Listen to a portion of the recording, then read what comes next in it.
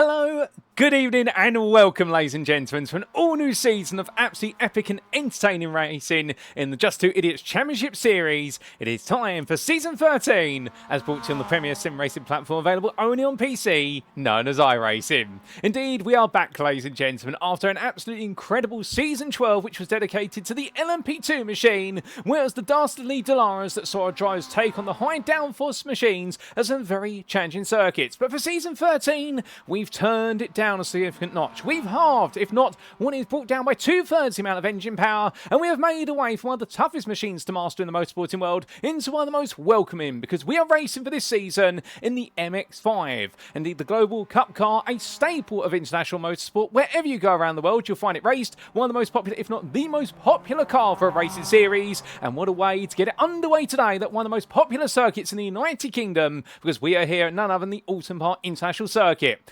Located in the northwest of England, the home of motorsport there, and originally conceived to bring motorsport to the northern half of the United Kingdom. Well, this circuit spans the best part of 2.69 miles in length for the international out we're racing today, minus the Hislop chicane, and it is a circuit like no other when it comes to the mix of corners. 14 of them in total, many of them one is sweeping bends with blind apex curbs, but also got a couple of hairpins thrown into the mix, and also some extended straights to open up overtaking opportunities, and it means over the course of what should be an absolutely brilliant pair of races today, we are going to see the scene set on fire. Indeed, a number of drivers really try to light their tyres up in order to be able to set their mark and set themselves up to be at the very top of what is looking to be a very competitive field. Alas, I've got ahead of myself, however. Allow me to welcome you to this post-round broadcast from Circuit Side as we catch up with all the racing action as if it were live. Now, for the uninitiated, what does that mean? Well, we are back once again with our post-round broadcast format, which of course was introduced in Season 12. So the racing you're going to see today is not live. It occurred as of Wednesday, the 10th of June 2026. We're bringing it to you as if it were live today, this Thursday, the 11th of June 2026. So therefore, we do not know here in the content booth what happens in the practice session that's currently ongoing in the background, or the upcoming qualifying session, or most importantly, our two races, and that's the way it's going to be in each and every round. So therefore, it is going to be as close as possible to the raw live viewing experience for you guys and girls tuning at home. We, however, should point out that due to the fact that your commentary booth is based in the United Kingdom, we are recording this broadcast and then premiering it on YouTube, and therefore it means that we can't interact with you, sadly, in YouTube chat if you are there, but hello to you in advance if we do see you in there. But we promise you one thing, ladies and gentlemen, if you've never tuned into a post-round broadcast as if it were live, by the end of it, you would have thought it is live. However, I haven't introduced myself, have I? I should be your host and commentator this season, back from Season 12. My name is Paul Walsh, and you're catching all this racing action as it unfolds on the one and only YouTube channel of Paul Walsh Productions, or PWP. But as we head into this round, labelled as the big old British Bash, courtesy of myself, we had no sponsorship name for our season opener, so I thought I'd take the initiative, and I do hope our Just Two Idiots Championship Series administrators are okay with that. But we are in the United Kingdom. It is going to be a big old bash or a big old party to get the season underway. And if you are sat there right now thinking, well, how can I sponsor a round of racing? We'll show you the calendar very shortly. Indeed, we're going to be opening up a sponsorship drive, I do believe, for this season. So that way you can help donate and get your name, or indeed your preferred title, for one of the 6 rounds of racing we do have. And in terms of our schedule for this round of racing, times in Eastern Daylight Time, EDT, or Universal Coordinate Time, -4, UTC -4, as we can see in approximately around about now, 7 minutes time, we'll be making our way into our first qualifying session of the season, due to get underway at 10:10 this evening, 20 minutes in duration, 6 laps for all of our drivers, and who exactly will be the quickest to take pole position, and indeed set the bragging rights over a single lap, after which we make our way to the grid for the first are 2 sprint races, albeit the first one is formally known as a sprint race, 20 minutes in duration, due to get underway at 11:25 this evening, after which we'll take a brief breather before returning to the racing action for our 40-minute feature, and that's due to get underway at 11 o'clock this evening. It's a relatively cool day here as well in the Cheshire countryside, near the village of Little Budworth, with the fact we have an ambient temperature of 66 degrees, well, in fact 63 degrees Fahrenheit, 66 degrees Fahrenheit when it comes to track temperature. There's been quite a bit of rain already in the build-up to today, but to be fair, the northwest of England has its own weather system, most would say, but indeed you could say that about the whole of the UK, to be fair. And as we head into our opener, well, ladies and gentlemen, let's bring you up to speed with the story of the season and what exactly you can expect over the course of 6 rounds of racing action. And as we take a look to our calendar, you may be sat there right now thinking, only 6 rounds, but last season, we had 10 rounds to coin what would be the Dudleys from the Harry Potter movies, if anybody remember that. Well, of course, we have 6 rounds because it is our summer season. We always have a shorter summer season, but fret not, because we have picked 6 circuits were absolutely perfect for our Global MX-5 Cup cars. We begin today with the Oulton Park circuit, the international out without Britons. I said without Hislops early on. I do apologise for the confusion there. And that will kick us off. And then in a week's time, we make our way to Japan for a double header. And we'll go into the Tsukuba circuit, the 2004 or the ultimate time trial circuit. And that will be on the 17th of June. After which, on the 24th of June, we complete the first half of our season at the Okayama International Circuit's full course. Indeed, once home to the Pacific Grand Prix. And nowadays, home to plenty of club and national level racing in Japan. And also the occasional international visit in the form of Super Formula and Super GT. And then we have our mid-season break week. And after which, we'll make our way into July. And we'll open up with an American triple header to see us home, where it'll be the Chicago Street Circuit, the 2023 Cup layout, the circuit conceived on iRacing, of course, and that'll be on the 8th of July, after which we make our way to the US state of Virginia for the Virginia International Raceway's North Course. Indeed, we could not go without having that round on our calendar, given the fact it is a staple of MX-5 racing in the USA as part of the IMSA Sports Car Championship Series, and that'll be on the 15th of July, and we do have our Crown Jewel round to bring the curtain down, and we'll be heading to Daytona International Speedway's road course on the 22nd of July. If you've never seen MX-5 racing at Daytona, well, if you can't wait for the 22nd of July, or what will be the 23rd of July when we bring you that post-round broadcast, make sure you go check out the IMSA Sports Car channel and look up the MX-5 races from this year. You will not be disappointed, I can promise you that. But this calendar is not going to disappoint you either, ladies and gentlemen. 6 brilliant rounds, a scintillating summer season awaits us, and it all begins today at Oulton Park. And of course, every one of our rounds will be broadcasted post-round, and indeed, I'll be very happy to bring you all of that racing coverage. But in terms of where we are today, then, let's talk a little bit about our host circuit. Is the Oulton Park circuit, international land without Britons. The only difference is we remove the Britain chicane that would exist where you do have the exit of turn number 6 on this circuit map. Speaking of which, a huge thank you to iRacing.com, not just for their brilliant simulators, but the absolutely fantastic track maps contained within it. And this circuit brought to you from the village of Little Budworth in the Cheshire countryside, the county of Cheshire in England, United Kingdom, where it's absolutely beautifully rendered here in iRacing and recently received a major refresh. But as the drivers roar around this free-to-use circuit on the simulator, they'll find the mixture of blind apex corners, plus also plenty of elevation changes, some incredibly aggressive. It's very easy to catch a driver out, even if you are an esports professional. And as our drivers roar the way down towards turn 1, Old Hall Corner, one of the main overtaking place on this circuit, they'll find the circuit goes from being 4 wide to Sunny only being 2 wide as they head down the avenue and in towards Denton's at turn number 2. Over the crest and down the hill, they'll come into Cascades, the infamous downhill left-hander, completely off camber on entry and only levelling out right towards the exit, but they'll need to be careful of the bump in the road as they break into that corner, as I still understeer wide. Power the way past Lakeside and in towards Island Bend at turn number 4. A gamble on just lifting off the throttle and coasting through the corner while they head up to Shellwell's Bend at turn number 5. There, through the egregiously cambered hairpin, they'll make the way back of themselves, and it'll be flat out through the kink of 6 and over the hilltop they'll come, before breaking their way down into the Hislop chicane at turns 7 and 8. Right into left, while the lowest speed combinations of the circuit before they go through Knickerbrook Corner at turn number 9, and then as they make their way out Knickerbrook, it'll be all uphill through Clay Hill, and then over the crest of Water Tower they'll go before coming into the trickiest corner on the circuit, Druids Bend at turn number 12. There, the double right-hand apex corner. We'll see our drivers even need to hit both apexes or go for the latest one possible, but they'll need to be careful of the fact the road constantly changes its elevation throughout the corner, and therefore they can very quickly find themselves going from understeer to oversteer on exit. However, manage to steer correctly, they'll make the way underneath the Warwick Bridge and in towards Lodge Corner at turn number 13, and then it'll be up through Deerleap. They launch themselves to complete lap and see another one, alternately, see that final checkered flag. Now, as for our rules for this season, let's give you a quick refresh of the rules. Some of them have changed, some of them not. Car setup wise, well, this is an open setup championship using the Global Mazda MX-5 Cup car. So what it does mean is all drivers are stipulated to use the same car, all using the same settings in terms of power output, 181 brake horsepower, as mated with its engine, which is, I do believe, a 4-cylinder 2-litre engine, and it uses a 6-speed manual transmission. So therefore, it does mean it's a perfect balance of power, but it's not too powerful of a car. And therefore, our drivers only have a small number of settings they can change. I do believe it's with regards to the suspension settings primarily and the anti-roll bars. And also the amount of fuel they put in the car. And, well, to be fair, there's no restrictions on the fuel as far as I'm aware. Now, qualifying-wise, an open qualifying format shall be used. But as always, drivers have 6 flying laps available. So they have an out lap and then 6 flying laps. But should they come into the pit lane at any point, that will use up up 2 of their flying laps, essentially, because they'll need to come into the pits on one of them and then make their way back out on another. So therefore, they've got to play it smart when it comes to qualifying. There's a bit of an art to that. And in terms of our Grand Prix races, because of course this is a Grand Prix round, we have Grand Prix rounds and Crown Jewel rounds, but as this is a Grand Prix round, well, the races shall commence via a double-fold rolling start, as is the tradition of MX-5 racing, and the feature race grid shall be set based on results of the sprint race with the top 8 finishing positions inverted. So therefore, what we'll do after the sprint race, we will essentially take those results, and whoever took victory for the purposes of the sprint, well, they'll be starting in what will be none other than 8th place on the feature race grid, and we can see that inversion all the way down to the 8th place finisher from the sprint, and they'll be starting on pole position for the feature race, and those who finish 9th and downwards, you guessed it absolutely right, that's exactly what they'll be starting for the feature race.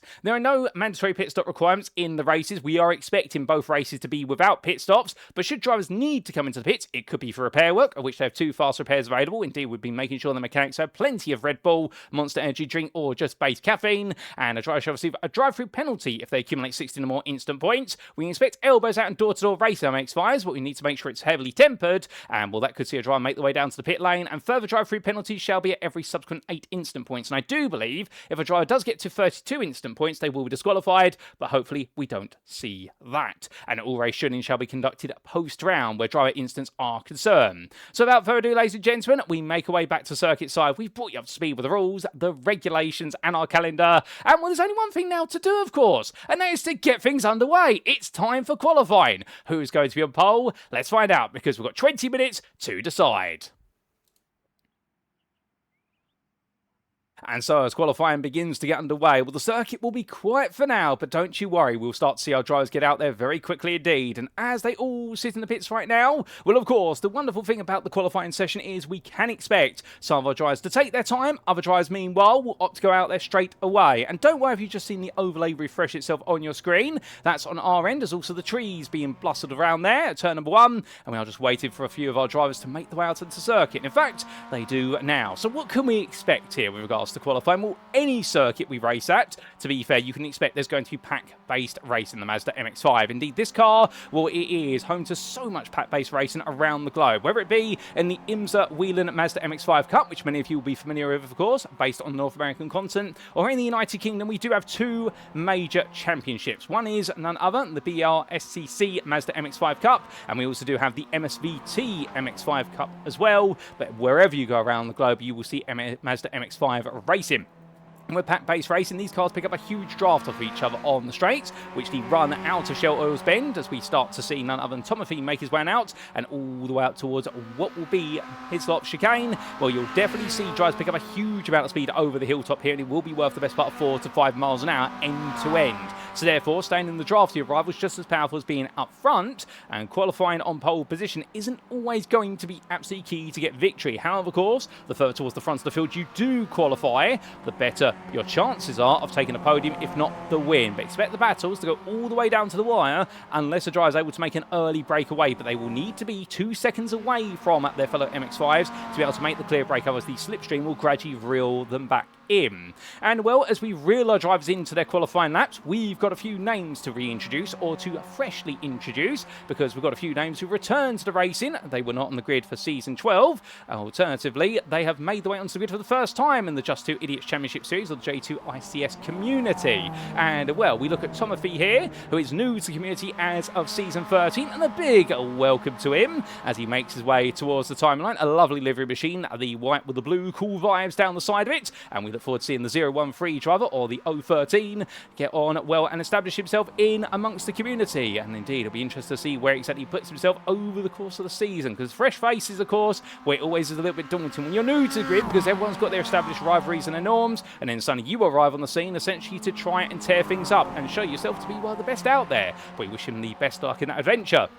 I do believe he's brought with him for the purposes of this season none other than the gentleman again, who unfortunately into the barrier there. That's not the best way to start off introducing him to the racing or introducing him to the broadcast. He does get out the car and back into it. We also give a big welcome there to Geng underscore, but we're going to refer to him as Geng from this point onwards. And indeed makes his way out in the lovely red and white stripes machine 190. And we wish him the best luck on his debut in the Just 2 Idiots Championship Series as of this round. But of course, we've also got some faces that some of you will be familiar with with previous seasons, but we're not on the grid for Season 12, and that is none other than firstly Tagish, as he makes his way around there in the number 97. And good to see him back once again, and as he makes his way around right now, well, definitely a lovely livery machine there, and indeed, I get the feeling that's got a bit of a hoonigan vibe to it, Monster Edgy on it, and I'll be absolutely right as we see the side of the car coming up through, and we'll definitely have a tribute there to Ken Block. Of course, the infamous hoonigan, one of the very best out there when it comes to driving the car absolutely on the limit, and will Tagish be able to do so? We'll have to wait and see. And we also do have the return of Sneezy Jr. As we can see, Sneezy here making his way around, and hopefully he's not cursed me in the commentary booth here, because I do have a hay fever allergy, and while I'm absolutely dosed up to 9 to a medication to stop me from sneezing and having the sniffles, ladies and gentlemen, but now that I've said Sneezy, am I going to end up sneezing? If so, we'll definitely mute the microphone before that happens, because the last thing we want to do is deafen you with regards to the sounds of somebody suffering from allergies. But we're not allergic to the thought of seeing this man do well this season, and we look forward to seeing how he can get on in the Zamp car as he makes way towards the timeline to get his first flying lap on the board. And as he makes his way down towards the timeline, well, right now, definitely looking to be just building himself up to speed. And in fact, he completes that first lap. I do believe it's an invalidated lap, so therefore it's not going to count this time round. But of course, if we do welcome back some drivers, and we also welcome some newcomers, well, we've also got to re-welcome some big names from Season 12. And here's the man everybody wants to beat. The man who made it 10 wins out of 10 rounds. He had a perfect record in the LMP2 Championship. It is Notavin, the night racing driver, who back so far as a privateer, because of course all of our teams will be announced in round number 2. They are currently being registered and decided, so everybody is a privateer for the purposes of this round, but we will see the team's points backdated after round number 2 to round number 1 as well, so treat everybody as a rival here today. Nobody is a part of a team technically as far as this broadcast is concerned, although we might have some teams that have formed already, but we're just not aware of them. But we will make sure all those teams are listed for you in round number 2 onwards, and Notavin is the one to beat with that incredible set of performances all the way through the LMP2 season. And in the end was absolutely untouchable. Although, to be fair, the points would say it was untouchable, but he did have some absolutely incredible battles over the course of the season with the likes of Tonlo, to name one of them in particular. And, well, we had battles that went absolutely down to the wire. But, of course, it's not just about our defending champion from Season 12. We also have the runner-up, the man who really was the David in the David versus Goliath battle. And we can see him here in the absolutely spicy livery machine, the Old Spice car of none other than Cat Daddy. Back once again in the 69, looking nice, and we're very happy to have him back. He made it a hard-earned second place in last season's championship, just edging out Simply Steve. But of course, we haven't forgotten about Simply Steve, and there he is right now in the Sakura Blossom livery car as he makes his way around, indeed paying tribute to the home country of the Mazda machine, and that is of course Japan. And indeed, will he blossom this season? Can he become the run-up, or could he become champion? We'll have to wait and find out, but so many names are back, of course. AJ back once again, and lovely to see him there in the rather hyperdelic, or psychedelic should we say, Pepe machine. And well, right now I can definitely see all the Pepe memes on it, but as he makes his way around here, will he be a meme, or will he make everyone else look like a meme? We will have to see. And the number 45 driver makes his way onwards, and those first lap times are starting to make the way on the board. But don't forget our Nordic driver from Norway of Etmida Steve. When he was on a good run in the LMP2, he was incredibly quick and always chased the podium, but he seemed to be 100 or 0 in many of the rounds, whereby if it wasn't going well, it really was not going well, and put on some incredible recovery drives as well. But we look forward to seeing what he can do here, and whether he can have a bit more of a stable season in the number 24 with the 303 logo on the side of it.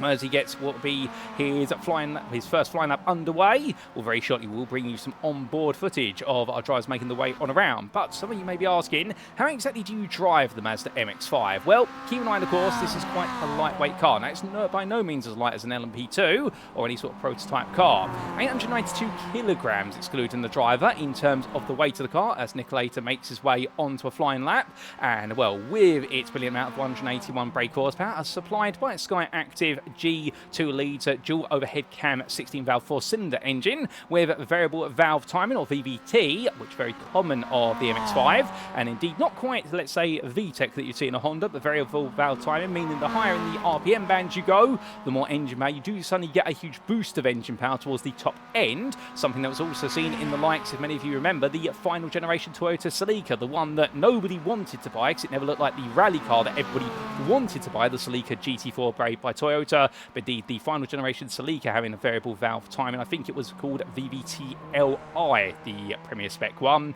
and indeed we do have a form of variable valve timing on our Mazda MX-5s, but not going too much into the engine bay. And the thing about this, guys, front engine rear-wheel drive, all the power goes to the rear wheels, the front wheels do the steering, and all the weight is towards the front because you've got the engine mounted up front. So therefore, this is a car that is driven on the nose, but whilst you do have the brakes out there, and our drivers will be encouraged to use them in the heavier braking zones, as we do see Nick later do so, you can also drive this car a lot on the throttle, and you'll find that sometimes it's actually better to lift, coast, and squirt the throttle for a corner than it is to actually use the brakes. But of course, it will need to use the brakes there, Nick, later as the car goes spinning around, and you'll notice that with the rain we've had in the build-up to today, where everyone is going to be on the slick tyre currently, but touch those curbs a bit too high, and while they'll already kick the car around, if you hit a little bit of water there as well, that's not going to help you either way. And I do believe there's a risk of rain returning today. We'll have to wait and see what happens there. But we've been waiting to see a lap, and we jump aboard here with Timothy as he takes us around for one. And a surprise, it makes way through the opening corner of Oulton Bend, dancing his way on through, and you can see constantly having to counter steer himself because that's how you drive it on the throttle, and now coming over Dentons and in towards Cascade. Braking nice and early here, hits the bump in the road and brakes just after it, and you can do that with these cars. They don't carry enough speed whereby you need to brake before the bump, but you brake as soon as you go over the bump. You cannot brake any later than that, and so if he shows you why, because I should understeer all the way to the grass. But now past Lakeside and in towards Island Bend, and here just lift off the throttle and tuck the car in. Lovely line there, 105 miles an hour at the apex, and now braking his way into Shell Bend. They're going all the way down the gearbox to second gear. Some will use third, some will prefer second. It depends on how much power you want coming out the corner. And as he powers his way onwards now, getting ready to pass what would be the Britain chicane, the full international lap. We'll see our drivers go left to right here, but not quite so. We go straight past it, and now over the crest. Timothy goes, and all the way down towards what will be the Hislop chicane. We'll look to his left-hand side for his brake mark. It will be between the 50 and 100 board, braking about 80 metres from corner apex down to second gear. And as he rolls his way through the left and into the right-hander in Knickerbrook corner, we'll tell you why it's called Knickerbrook shortly, as he exits out there. Perfect line as he now heads up through Clay Hill. Here the road narrows. This is really the part where it goes one wide for most of the time, although you can go two wide here, as he now heads through Water Tower corner in reference to the Water Tower that's located off to the right-hand side, and now chucks the car in towards Druids Bend, the very tricky double right apex. As you can see here, the road rises up and it plummets downwards, and you are going laterally sideways across that transition. So therefore you're driving diagonally to the road essentially, but he's not got time to think about that as he brakes into Lodge Bend with the old gates of the Oulton Park estate just being off to the left hand side, and making his way out now in second gear, powering his way towards the line. A smooth lap from Timothy, no doubt about it, but how good a lap is it going to be as he crosses that timeline? And the answer to that question is it's going to be a 51.099. Well, not quite on the pace of our original pole sitter of Captain CK, but a commendable lap from Timothy all the same there, as Garlic Dog jumps ahead of him up into 13th and pushes Timothy down to 15th. But still, we can see Captain CK glided his way on through there, and that is the man right now who's definitely in control and in touch with the car as he now rolls his way through Knickerbrook Bend. And the reason why turn number 9 is known as Knickerbrook Bend, the story goes that in constructing the corner for the Oulton Park circuit, and many a year ago, it was none other than Buster Bates, the man who was doing the demolition work, and as they were planting the explosives and essentially blowing up the existing natural foundations to be able to create the space for the circuit, well, after an explosion, a couple were seen running away from a local brook or a local tree, and a pair of ladies' undergarments or panties were found there, or knickers as we'd like to refer to them in English slang, and that is how Knickerbrook Corner got its name, because knicker as in the pair of knickers or panties that were found there, and brook as in the tree brook that was there and was subsequently demolished. And well, there's a bit of a story for you, ladies and gentlemen, with regards to the name of Knickerbrook Bend. And some of the other corner names around here take their inspiration from the original Oulton Park estate, with this being a country estate before it became a racing circuit. And turn number 1, of course, being Old Hall, in reference to the original Oulton Park County Hall that was located there until unfortunately it burned down during the Second World War, as Captain CK burns himself down to the pit lane. But to be fair, having delivered 5 laps and aborting his final one, we won't be seeing him go back out there. But he set a very high benchmark, half a second faster than Latavin, who right now is trying to find a bit more speed with 7.5 minutes left to go in qualifying. Now, as we do have 2 races on our schedule for each and every round, we will not see overtime in qualifying. So therefore, it does mean when that clock goes to 0, that is it. Our drivers do not have permission to put any more laps together. We take their previously best set lap. If they are on a lap, it doesn't matter how good a lap it is, they will not be allowed to finish it at that point in time. So everyone has got a bit of pressure on them to get the job done within the 20 minutes available. But that's plenty of time, even though the lap time here is just shy of 2 minutes. But as we do look to Dickinson in the number 1 car, well, right now, not quite number 1 in terms of the standings, but to be fair, that is a very impressive lap as he comes across the line. A 49.13 died. He's been saving up a lot in reserve, and Dickinson going on the attack now as we ride aboard, looking down over the front of the car as he takes us around for another flyer. And the privateer here make his way up through Cascades. He rolls his wound down. You notice that big puddle there. That his camera actually helps us see a bit better, but from a driver's perspective, you don't get to see that as easily, and that's why they're taking such a late apex approach to Cascades at the moment, because of the standing water on the curb. Going in towards Island Bend here, and we'll roll his way on through that. Apex speed 108 miles an hour. That is impressive from Dickinson there. That is confidence to the car. And the great thing about these Mazda MX-5s as well, the tyres, they will last the entire qualifying session. We are expecting there will be some tyre management required in the feature race. We're not expecting anyone to come into the pits for tyre changes or fuel, but the thought process will be that you do need to protect those tyres just a little bit, because they will wear out after 20 minutes, let alone 40. But as he heads down towards the chicane, in towards Headslops, looking to his left-hand side, braking now about 70 minutes of corner apex speed. You see he's essentially braking through the first part of the chicane in first gear, and now going through Knickerbrook. Takes a lot of curb. Perhaps a bit too high on the curb there. Does force the car out wide, but he seems to manage it just about. And now making his way over the crest.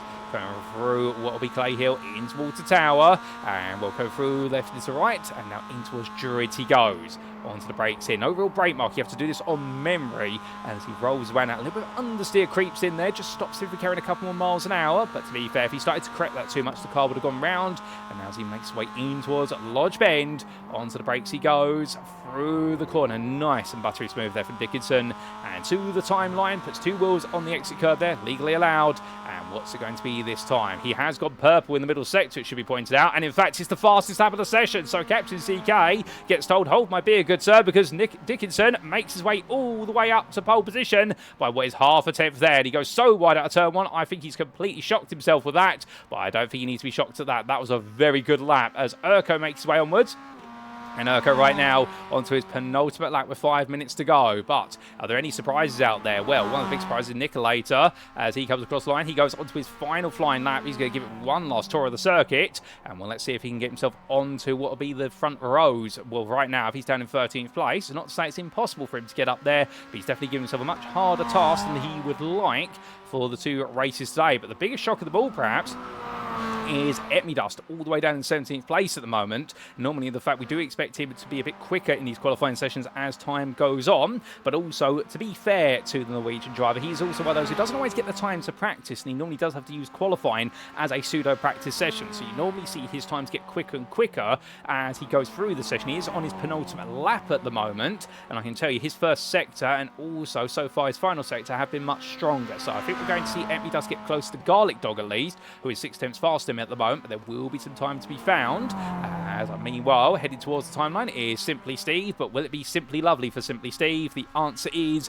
not quite on that lap. He almost matched his previous best. That was a 49.198 to his previous best of 48.84. So he's got a little bit more to do with one last tour of the circuit. Meanwhile, Timothy heads towards the timeline. And how will he end his qualifying session? This is his final lap, and he ends it by coming into the pit lane. So he'll be starting from the very back of the grid. Though we know ifs or buts now, he has set the slowest time out there. But to be fair, that is no indicator of the way his day is going to go. So he may feel a little bit dejected at the moment, but he needs to keep his head up. Because to be fair, we have seen some phenomenal performances in the Just 2 Idiots Championship Series. And sometimes actually being the guy at the back isn't a bad thing, particularly in the opening lap, but also over the race distance. We saw it in the LMP2s, where some drivers put some phenomenal performances together, starting from the very back of the field. Indeed, Biker Pilot being one of them, Garlic Dog being another, Pancakes as well. Cat Daddy also had some difficulty. Of course, many of you remember in the Mexico Grand Prix, we had that big spin early on only, and then it's gone a huge recovery drive. Indeed, it's not about how you start the day, it's about how you finish it, and you never give up until the very end.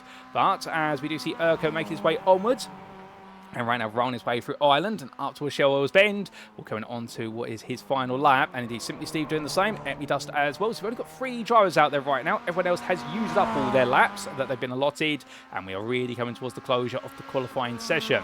But right now, it's looking as though Dickinson and Captain CK in a world of their own. They were separated by 47 thousandths in qualifying, and Notavin a further half a second behind, but in turns, only what was at 47 thousandths ahead of Urko. Surely we're not going to just see every row separated by 47 thousandths. If so, well, that's a coincidence, I swear, ladies and gentlemen. We don't rig it here at Just Two Idiots Championship Series, no matter how much the numbers may say that it can't be coincidence, it is. But Dickinson back out in the kind of pit lane as Simply Steve comes to line. This has not been an improvement lap for Simply Steve, so I don't think he's going any further than 5th.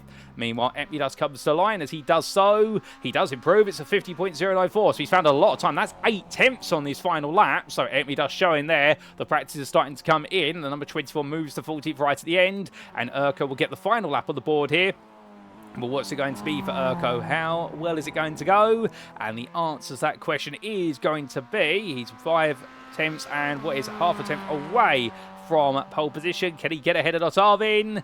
No, not quite. That's a 49.055. It does seem as though the circuit perhaps has gone away from a number of drivers in terms of the track condition, and for Urko, that is going nowhere quicker. So that is qualifying complete, ladies and gentlemen, and it is this man, Dickinson, who has taken pole position, a very impressive pole position of 48.265, and in the end, Captain CK just behind. Notavin, the defending champion from season 12, although very different machinery, so to be fair, whilst he is your effective defending champion, he's not necessarily the defending champion of an MX-5. When Notavin will start 3rd ahead of Urko, and then we have Simply Steve ahead of Tagish. Tagish doing very well there, taking 6th place, just ahead of AJ by only 25 thousandths. AJ and Yomega will make up row number 4. We haven't really given a shout out to Yomega. It's good to see him back. And then it's a further 2 tenths almost to Geng, who starts 9th ahead of Cat Daddy. So a brilliant top 10. And even outside the top 10, looking how tight those times were, Cat Daddy, Sneezy Jr., Pancakes, Nicolator, the quartet, separated by a grand total of just over 2 tenths. And it was a further half second back to Etmidust, who was just ahead of Biker Pilot and Corn Dog.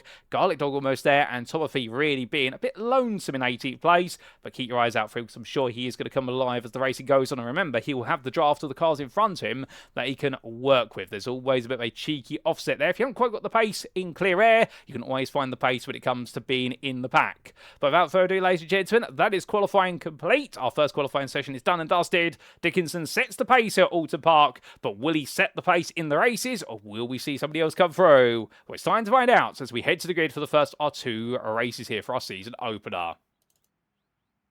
And as our drivers make the way onto the grid, this will they'll line up for the first time this season as we open up with a big old British Bash. And as we can see for round 1, the sprint race, it is Dickinson on pole position. The privateer taking that pole position in the end ahead of Captain CK only by a grand total of 47 thousandths. Behind the Canadian, it's a fellow Canadian of Notavin there, back looking to go for victory once again. But can he make it another perfect record this season, or will his run of victories end as of the start of the MX-5 racing? He'll be joined on the second row by Urko. They have an impressive and steady qualifying lap with a 33 giving way to the 23 of Simply Steve, just behind there by a grand total of 28 thousandths.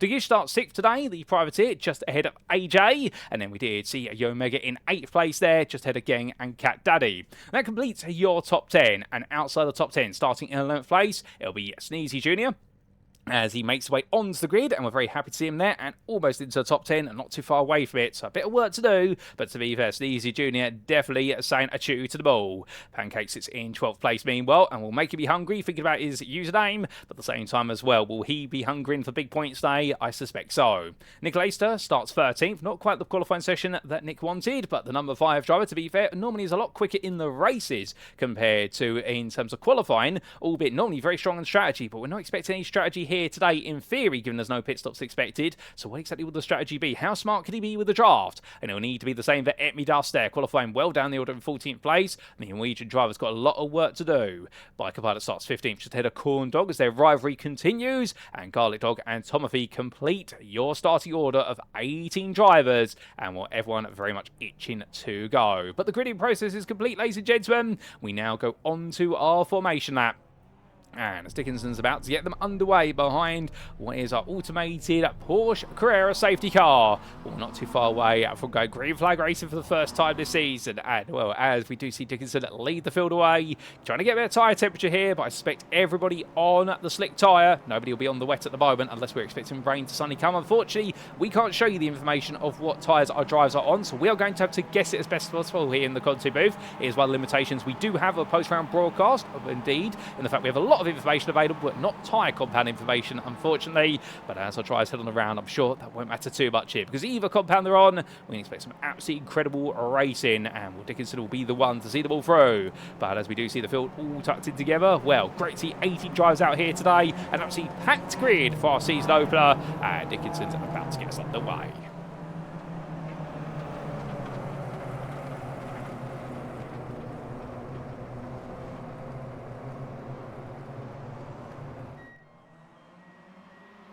And it's lights out, away we go for our first race of the season as the MX-5 Championship gets underway here at Two Idiots Championship Series. And as they roar the way down towards turn number 1, well, it's a good start there from Dickinson, holding Captain CK behind. But Urko and Simply Steve already fighting, and fighting there with Notavin as well as they go 3 wide heading towards Denton. Now somebody's going to have to give way here very shortly, otherwise it could end up in tears. They come down the hill and will run away into Cascade here. 2 by 2 they come. Good attempt there from Dagish to try and get involved as the Pepe machine of AJ just goes a little bit wide. Dagish gets a good run off the corner. Further back there we can see Epidust and Nicolator side by side, but the leaders now make the way in towards Island Bend for the first time, and as we see the top 3 pulling away already, as meanwhile Simply Steve having to go more and more defensive here to hold off Urko, who he's managed to sneak past as they roll the way in towards the braking zone of Shell Oil's Bend. But behind AJ and Dagish, well, it's going to be Dagish looking around the outside of AJ.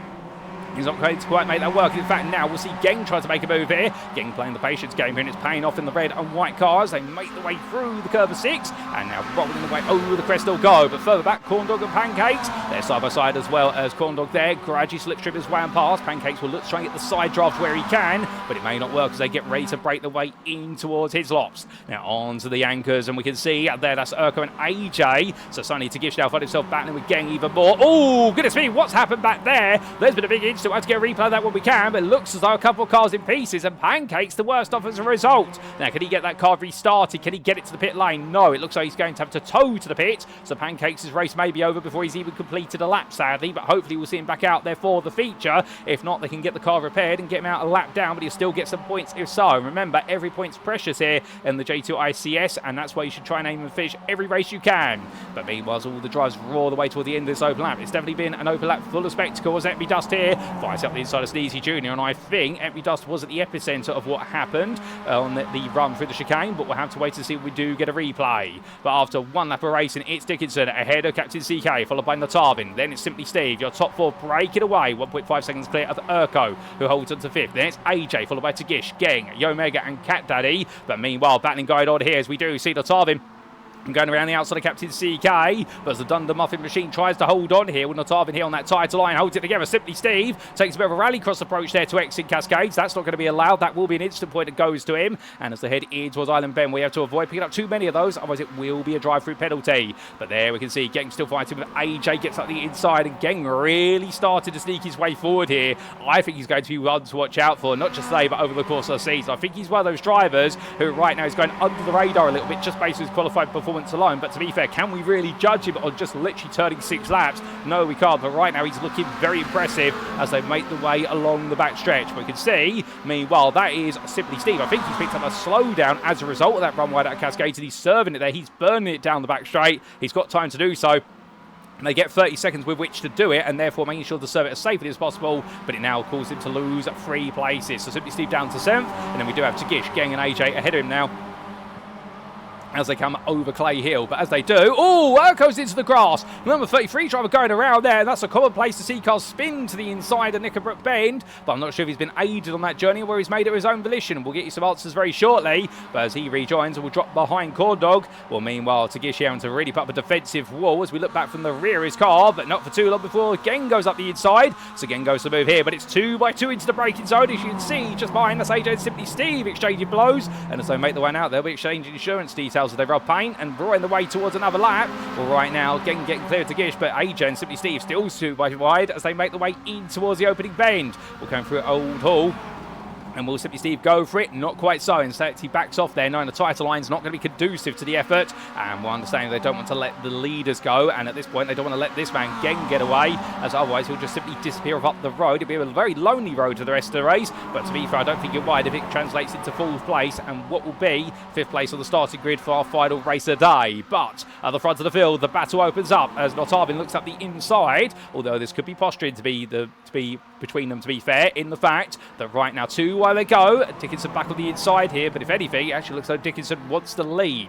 Well, that's an interesting thought here, as meanwhile Captain CK says, do you mind if I get involved? And I think both drivers go, no, thank you, as we ride aboard the dashboard here. Keep in mind CK is in a 2 wide at the moment, as he powers his way over the crest. You can see that side draft really strong here as he makes wound down, and one's going to help him get an inside run here into the braking zone, but will he go in? The answer is going to be yes, he will. Elbows out there. Inside to outside, and Dickinson covers him off. And now will it be Notava going around the outside there through Nickelbrook Bend? The answer is yes. Does he get it done? The answer also is yes. They're smooth, and that was absolutely lovely from Notavin. And meanwhile, Tagish a bit further back with AJ, Simply Steve, Omega Gang, Cat Daddy, Epi Dustin, Sneezy Jr. all queuing up behind. Well, this is a long traffic jam right now. And well, at the very front of it, you've got constant battle as they come through Whelen Tower, and AJ on the inside there, drifting sideways, hits the curb a bit too high. That's going to give Tagish all the confidence he needs to sweep round the outside. Well done to both drivers there, making sure not to touch each other. Simply Steve fans it out, but AJ covers him off.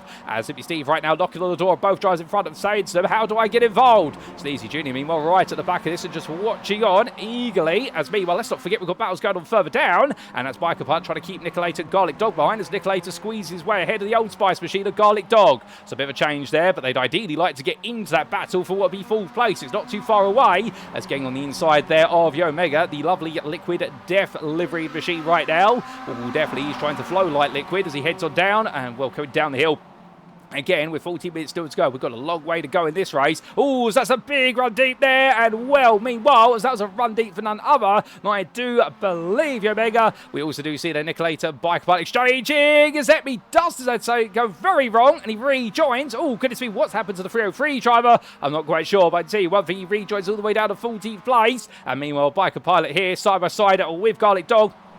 And we'll get back ahead for now, but Nicolator is trying to clear both of them here, trying to scurry away. But as he takes the lead of the trio, well, a bit further back, we see Corn Dog, Urko, and Tomothy all at the back of Epi Dust here, so they all want a role to play. Unfortunately, Tomothy's missing the front bumper. Not quite sure where that's gone. I'll tell you one thing, if you find it out there, feel free to return it to the garage. I'm sure he'll side it for you as they make the way around. And well, as we do see Epi Dust right now trying to get away from this trio behind him. The problem is he's now brought them on for the ride after his moment. Well, in the foreground of the camera shot, we've got even more change happening, and we've got even more change happening. It's side by side on Nickelbrook corner, and that's going to be elbows out there between AJ and Gang. Simply Steve and Tagish have actually broken away from this whilst all the battling's been going on, and that shows you how quickly fighting can cost you so much time. You can see them off in the background, they're running away, and meanwhile AJ and Gang, I don't think they've got the memo, which is you don't need to fight this hard so early. They're enjoying themselves out there, but remember, 8th place is pole position for race number 2, so there's something to be said about fighting for that spot in this race. But as they come down in towards Lodge Bend, no change between them. Sneezy Jr. on the inside here of Omega. But Omega right now, after losing a few places only moments ago at the start of this lap, he's going to get one back here versus Sneezy Jr. as he goes on to the next one. But meanwhile, look to the front of the field. Dickinson, Notavin, Captain CK all together still. But of course, ladies and gentlemen, as they all continue to fight, well, we need to take a look back at some of the big moments from the start of this race. So without further ado, we are going to take a trip back in time and bring you what is a replay of some of the big moments, including the race start. All these replays, of course, courtesy of Arturo Biorga, who provide us with some absolutely brilliant software that enables us to bring you replays of events in a post-round broadcast. But as we went green flag for the first time this season, it was a great start from Dickinson, and then we saw Captain CK try to look around the outside, but Notavin had it covered off, and Notavin moved into second place. But the field scrambled on through, and we saw further back plenty of fight as well. 3 wide there between Epi Dust and also Nicolator on one side, and I do believe it was none other than Cat Daddy on the other. But everyone was safely through the opening few corners, and well, absolutely great to see. But then there was a bit of a trip for Nicolator, and this is where it went wrong for Nicolator, making his way in towards Island Bend, coming through the left-hander, battling side by side with the Old Spice machine, and carried a bit too much speed, lost the right-hand side of the car to the grass, and at that point he was a passenger in the car, holding the brakes, waited to rejoin, and did so very safely. Well done to him for doing so. But then in the run down towards Hislop's, it all went a bit wrong for a few drives. Pancakes right at the core of it all, and as they made the way into that braking zone, what exactly happened? So on the anchors they went, Torfy right behind, Pancakes to the inside. Oh, goodness me, under braking there, the car snatched to the right, and unfortunately Pancakes hit the tyre barrier. That was going nowhere. That tyre barrier is filled with concrete, I believe, and we in the end, with cement I should say, Pancakes switched straight onto it. But sadly that saw his race in bits, And well, meanwhile, as he came down to that braking zone, what we also saw was Corndog getting caught up in that. And also, I do believe a couple of other drivers, but Pancakes was the main one, collected Corndog in the process. And also their Topofee having his front bumper taken off, but taken to the escape road. So a nasty incident there. And well, meanwhile, we had this on lap number 2. Dickinson and Captain CK definitely getting a bit adventurous as they made the way to turn 1. And you'll see plenty of this today, where drivers carry a bit too much speed for the opening corner. And in the end, take a wide line. But that will be a instant point for them, not a slowdown. That enabled Notavin to look for a move here on Captain CK for second place over Denton's, and Captain CK, they're taking more curb than road. 2-1 they came down the hill, and it was a lovely move in the end by Notavin to take that position. But then we had a bit of difficulty a bit later on for Urko on lap 2. And this was Urko getting a bit wrong coming through Dickerbrook Bend, whereby he made his way through to the corner, took all the apex curb, and the right-hand side tyres bouncing off the curb as they dropped back down to the tarmac, and that's what sent him to the grass. But after that, well, we also did have a bit of a moment for Empty Dust on lap number 3, and this was the Norwegian driver who was gradually ascending the order. All suddenly, he descended the order very, very quickly indeed. So he made about a cascade, took a bit too much curb, the car went wide, went to the grass, and he tried to counter-steer it.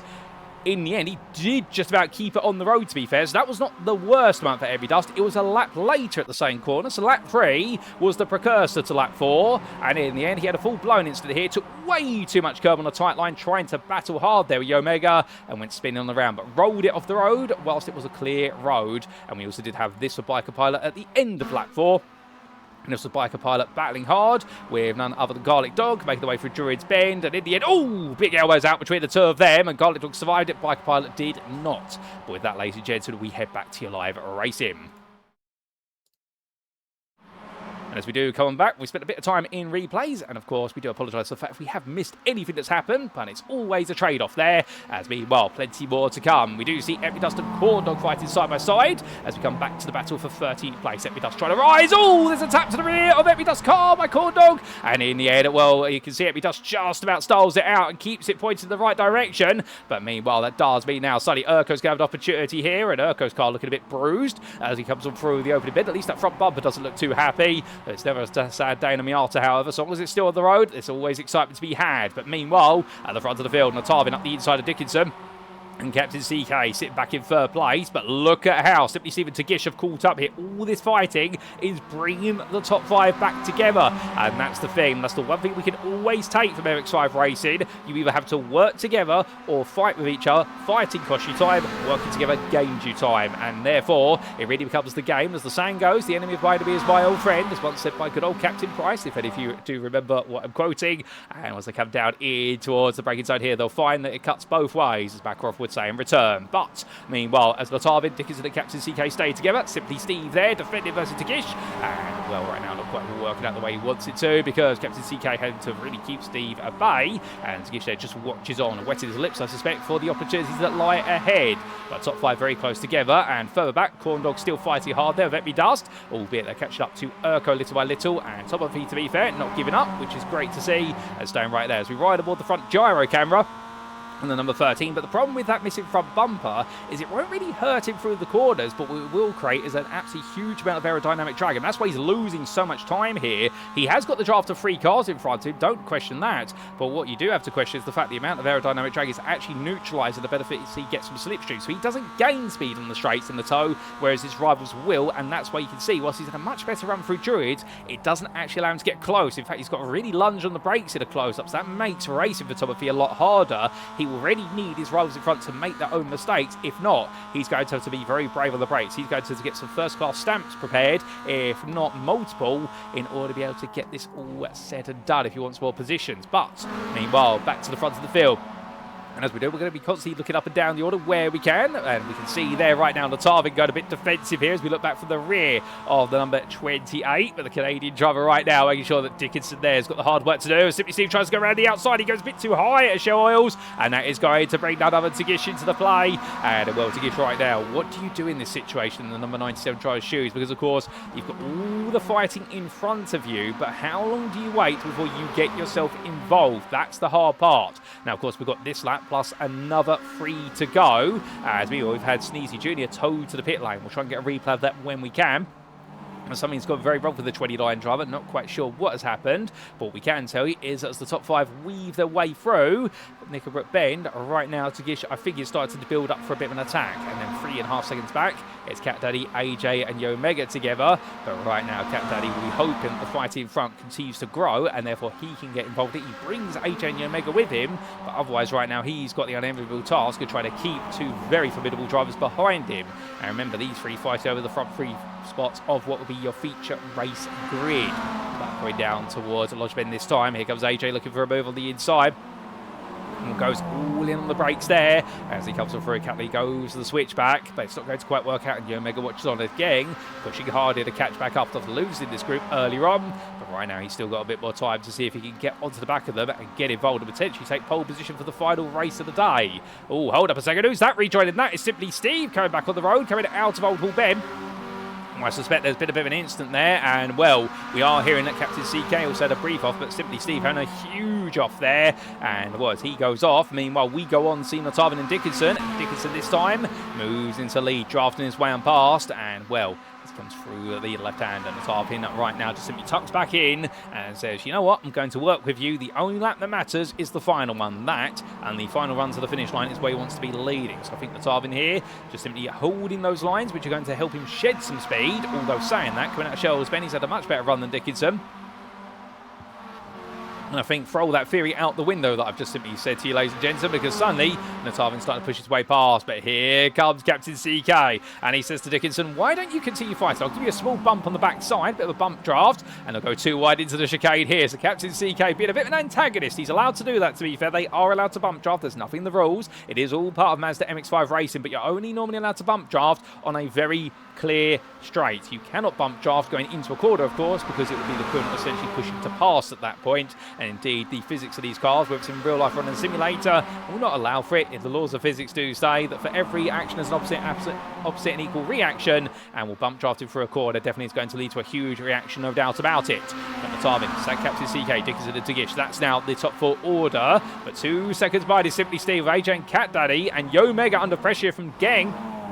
Geng looks up the inside, so suddenly Yomega's been pulled away from the leading top 7. Not quite the way he wanted it right now, but I think Geng's got other ideas. He just simply wants to take what could be that weird as meanwhile. Oh, what's happened to Dickinson? There's been, I think Dickinson's blowing the engine there, and that's not uncommon. Remember, these are manual gearbox cars. I wonder if he's double clutched or double downshifted that by accident, and essentially what he will have done is money shifted the car. And what it means by money shift, well, we'll come to that shortly, because right now AJ and Cat Daddy side by side. A little bit of side there from Cat Daddy. I'm not sure there's contact. Does he hold it? No, he can't quite stop it from going to the grass. He did very well. That was the slowest spin we're ever going to see, or the slowest slide. But to be fair to Cat Daddy, almost. It was 99.9% of the way there to keeping it on the tarmac, but didn't quite hold up. And Nicolator and Garlic Dog will power the way through. And I think Urko will very quickly catch up to him here. In fact, that gap is already down. I think Urko's going to be battling with Cat Daddy now for 10th place at this rate or not, as Cat Daddy will go defensive then to Island Bend, but Urko sweeps around the outside in the Rothman's delivery machine. And onwards he goes. But as he does so, well, we do get some quick replays, ladies and gentlemen, of big moments, including what happened to Sneezy Jr. only months ago. And here we go for a quick trip back in time. So this was Sneezy Jr. make his way into Shells Bend with Geng right behind. And what happened to the Zamp driver as he made his way out? Took a lot of curb, dropped down. Oh, it snapped one way, then the other. He hit the tyre barrier once, went in for a double dip. And well, with that, Sneezy Jr.'s race, unfortunately, in the barrier and pulled it off the road and then towed it to the pit lane. But what happened to Dickinson? Well, as he made his way down pit lane, there was all smoke coming from the car. Wipers on there. I think some oil's been splashed up. But let's see if we can find out, ladies and gentlemen, what happened. So this was heading through the corners. Not Tarvin side by side with Dickinson. That's a bit too early for us to get the replay. I think we might be able to get it a little bit later on. Here we go. And this is what it looked like. So let's get you on board with Dickinson. Listen in.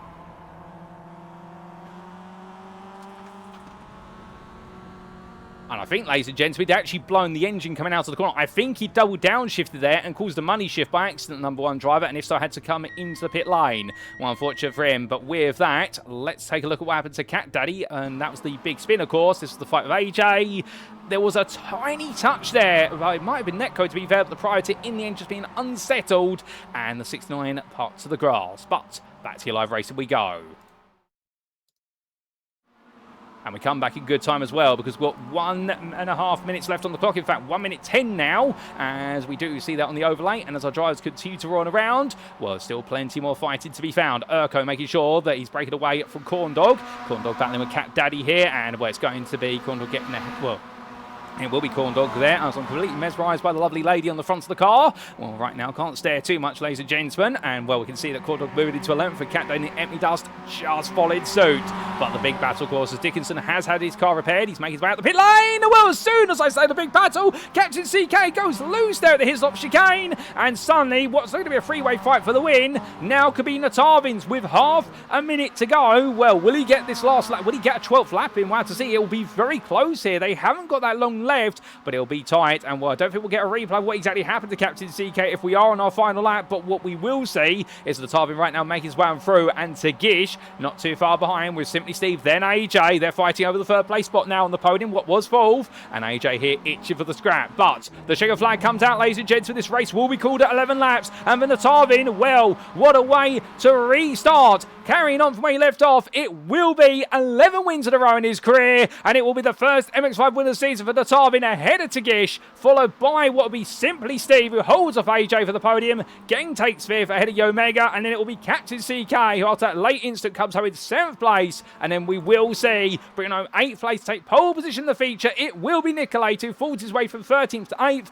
with Garlic Dog and Urko just behind. Cat Daddy will come through in 13th place there, but it'll be 11th for Corn Dog ahead of Epi Dust in front of him, and then Tomovi on his debut will take 14th, but expect more from him in the next race. Biker Pilot has got a bit of time to go before he comes on home, ladies and gentlemen, but it will be in 15th by looks of things as Dickinson looks to chase it down. But here they go, and, well, definitely an unhappy back end there to Biker Pilot's car. I think that's been knocked by a driver or two as Dickinson comes on through behind him. And can Biker Pilot hold him off? I think he will to the line. And all we need to do is make sure he gets his shifts correct here, although Dickinson get a really good run. I think Dickinson might steal this at the line.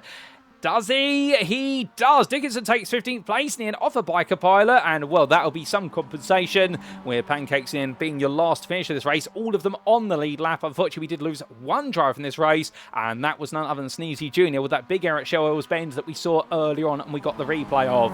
But here comes Pancakes towards the line. As he does so, well, the 481 driver, definitely a bit of a tough first race of the season. But to be fair, when going gets tough, the tough get going. He's definitely got going in this one to round off the finishing field. But what a race. An absolutely brilliant race, no doubt about it. And the great news is, if you've enjoyed that one, we have got another one to come, ladies and gentlemen. And our next race, of course, well, we double it to what will be a grand total of 40 minutes of racing action. But as we do take a brief breather, let's bring you those race results subject to any stewards' inquiries, and here they are.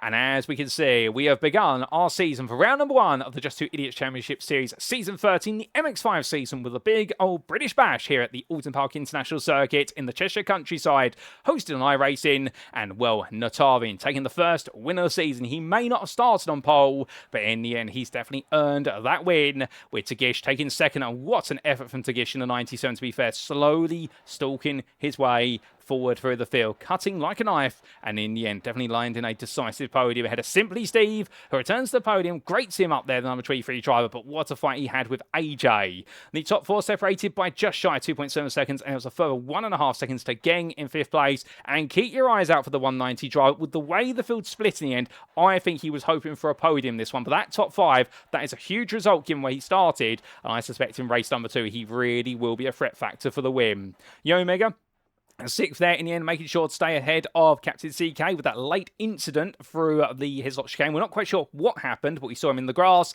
And Nicolason in 8th place there. He'll be taking up pole position for race number 2 shortly.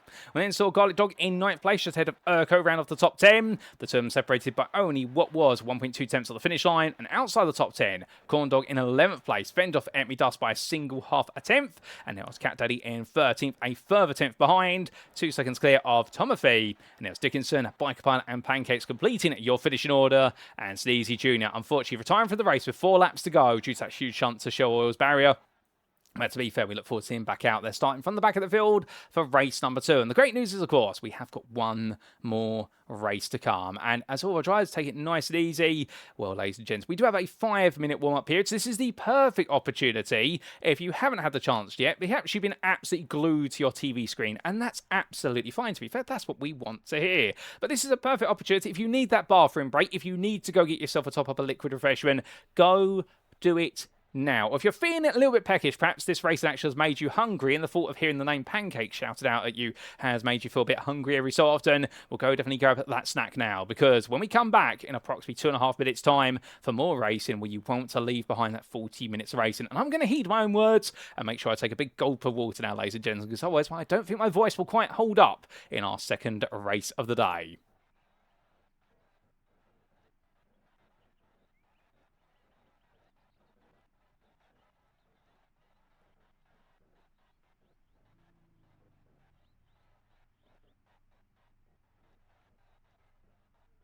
Well, we've had all of our water there, ladies and gentlemen, going silent for a brief moment. We've still got some on standby should we need it in a bit of an emergency, but fret not. But everyone decided to stay in the pit lane, intriguingly. Nobody wants to go out, and, well, perhaps there's a bit of a reason for that, to be fair, and that reason is, as we do sit inside the car of Urco, and the fact that I think they're all looking up at the skies right now and just wondering, is there going to be rain coming at any point? We do have the risk of rain on the forecast, to be fair. It's quite light rain, we do believe, but wet tyres could be a fault, but that could lead to a huge strategic dimension, this though, because imagine if we have a light sprinkling of rain, and that makes the wet tyre the viable tyre to start the race on, but it suddenly becomes a dry circuit. Of course, we do have a wet and a dry compound in the Mazda MX-5. They are not all-purpose tyres. They do have designated tyre compounds, so that could always lead to an even bigger excitement factor beyond the excitement we already have.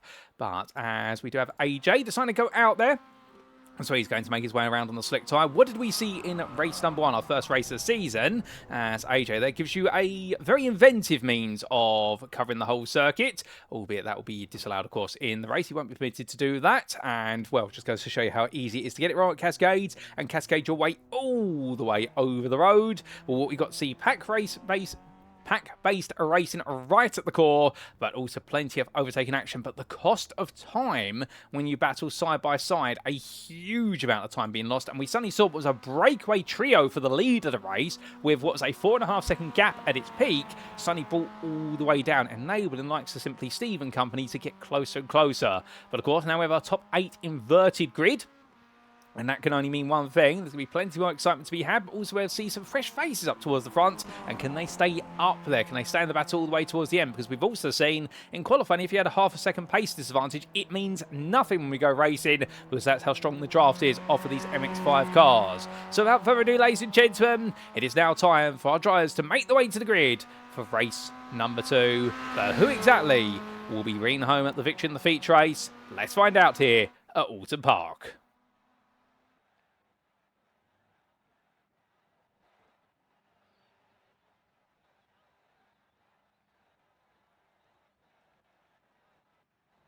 And so our drivers make the way to the grid for the second and final time today. And as they do, this is how they'll all line up. It is going to be Nicolator on pole position, joined on the front row by none other than Captain CK. Behind them, it's then going to be Yomega and Geng, and we'll expect both of them to fight fast and furiously over the course of what will be this second race, given the fact they both looked impressive and both looked very sneaky in the way they were trying to cut their way up the order. AJ, the Pepe machine, starts in 5th there, and he'll be looking to battle once again with Simply Steve, but will it be straightforward for him, given the fact we did see, of course, AJ looked to be the faster driver, Simply Steve the more cunning of the drivers, and then Tagish and Natavin will complete that top 8 inversion, with Tagish making his way steadily through the field, and Natavin, meanwhile, starting in that 8th place, your winner of race 1. Can he make it back-to-back wins and start off with a perfect score? Garlic Dog takes 9th on the grid, just ahead of Urco, and outside that top 10, in 11th place, it will be Corn Dog ahead at Etme Dust, followed by Cat Daddy and Tomafee. Then we do have Dickinson and Biker Pilot on what will be your 8th row of the grid, and completing your 18-car starting order. Although, to be fair, I believe we have Tagish in the pit lane, unfortunately, with a technical issue with the car, and I think Sneezy Jr. has not made it back out due to damage to the car. So we may be down to 17 starters, but if we have a waiting, Sneezy Jr. will be right at the back, behind Pancakes in 18th place.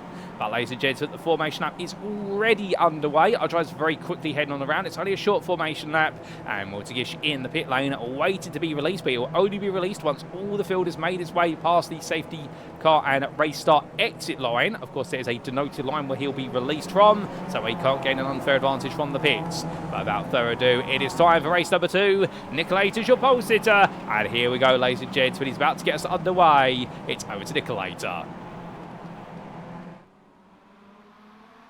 And it's go, go, go for the second time today as they roar the way down towards turn number 1. And with Nicolator holding a steady lead as they make their way to opening braking zone. Well, here they come through, but look behind. You see it's 2 by 2. In fact, the field has spread quite a bit. Poor start for Omega there. AJ gets pinched on the back of him and heading in towards Dentons and Cascades. Well, now Nicolator under pressure here as the field sends its way down. And it's going to be Captain CK looking around the outside. Garlic Dog meanwhile. Oh, who's that taking a rally cross line? That's Corn Dog, who bounces his way onto the road, but just about survives it. And everyone takes the outside line there to avoid him, but suddenly what it does, it brings the entire field into the midst of itself as Simply Steve fighting with the Tarvin here. And the Tarvin already up 2 places. Can he make it a third for the opening 4 quarters? Not quite. Simply Steve pins him back. And under braking, meanwhile, you can see Urko and AJ there together, the Roffelman's machine, moving forward up from 10th to 7th already. Behind, that's Dickinson battling with Emmy Dust. Dickinson, of course, while your fastest drivers can qualify in race number 1. If it were not for that instant we blew the engine out with the money shift, which we'll come to explain what that means very shortly, well, I do think he would be right up there right now. But still, he'll make his way through the field quite quickly. We don't doubt about that. Captain CK on the inside there, and Nicolator in towards his stops. Lovely move for a lead, but of course, this is all early positioning. This is a much longer race, and the drivers will need to be patient with it as Omega finds himself being slightly elbowed out there for Nick a bit by Geng. He tried to make the move, but Geng said to him no. So Geng holding his ground now as they head up the rise from Clay Hill. Simply Steve looking around the outside to inside. He might just be able to get his nose in.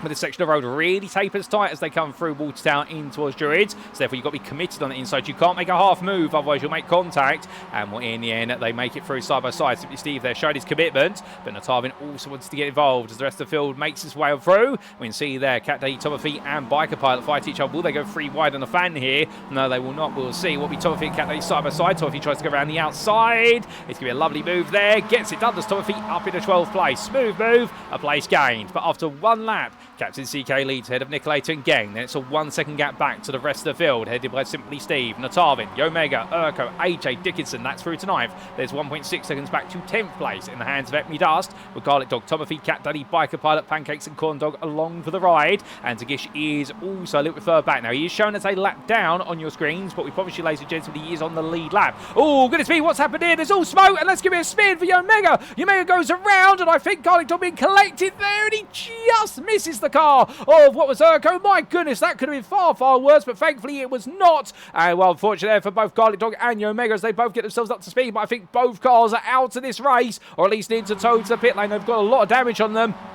We'll get a replay of that very shortly, but Cascades catches out tries again. Omega has had to tow to bits, and Garlic Dog has done the same, unfortunately, ladies and gentlemen. But we will get a replay of that shortly, as meanwhile, Cat Daddy makes his way past Epney Dust, who's picked up a slowdown. So Epney Dust there having to sacrifice time. Bike Pilot comes through with, and as they make the way down towards the Hislop chicane. Well, right now, everyone will be restored to normal. Oh, and for Captain CK, I don't believe it! The exact same place where it all went wrong in race number 1 right at the end. In race number 2 for Captain CK, it has been sent to the barrier. We will get a replay of that this time, ladies and gentlemen. We'll fill you in, but suddenly your new leader is your original leader of this race, Nicolator, as Geng and Simply Steve follow, and it's 2.5 seconds back to Natarvin in 4th place right now, with Dickinson following him.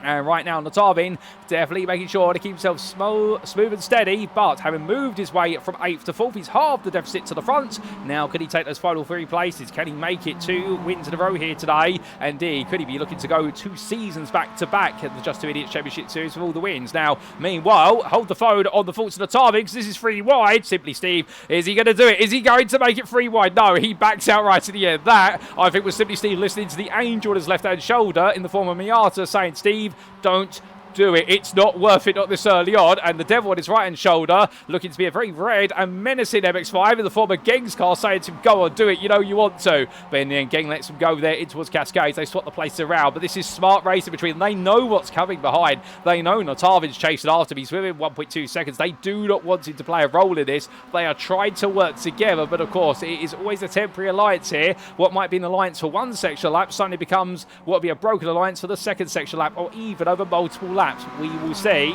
Well, of course, with the instance we have had, we have seen a bit of a spreading of the back end of the field. And we'll see those drivers make their way back out there where they can, as Epidas, meanwhile, trying to push Biker Pilot along there coming out of Shells, man. Well, that's not the way you do it. And as they make the way out of turn 6, I think Biker Pilot having a very slow run, and Epidas saying to him, can you just get a move on? Well, as they make the way onwards, we've got a bit of space now. He'll have another run here coming over the hill. And Epidas looking up the inside onto the brakes. He goes, doesn't quite get it there as he chops his way in towards his lots, has to wait. But Epidas here, very eager to get forward. He can see the stepping stones. He can see how he can latch himself onto car after car. And that's what you've got to do. You've got to make that pass quick, decisively, then go on to the next drive. If you get embroiled, then suddenly you lose the time and the field spreads out even more. But looking back to Nicolate here as he comes through Druid's Bend.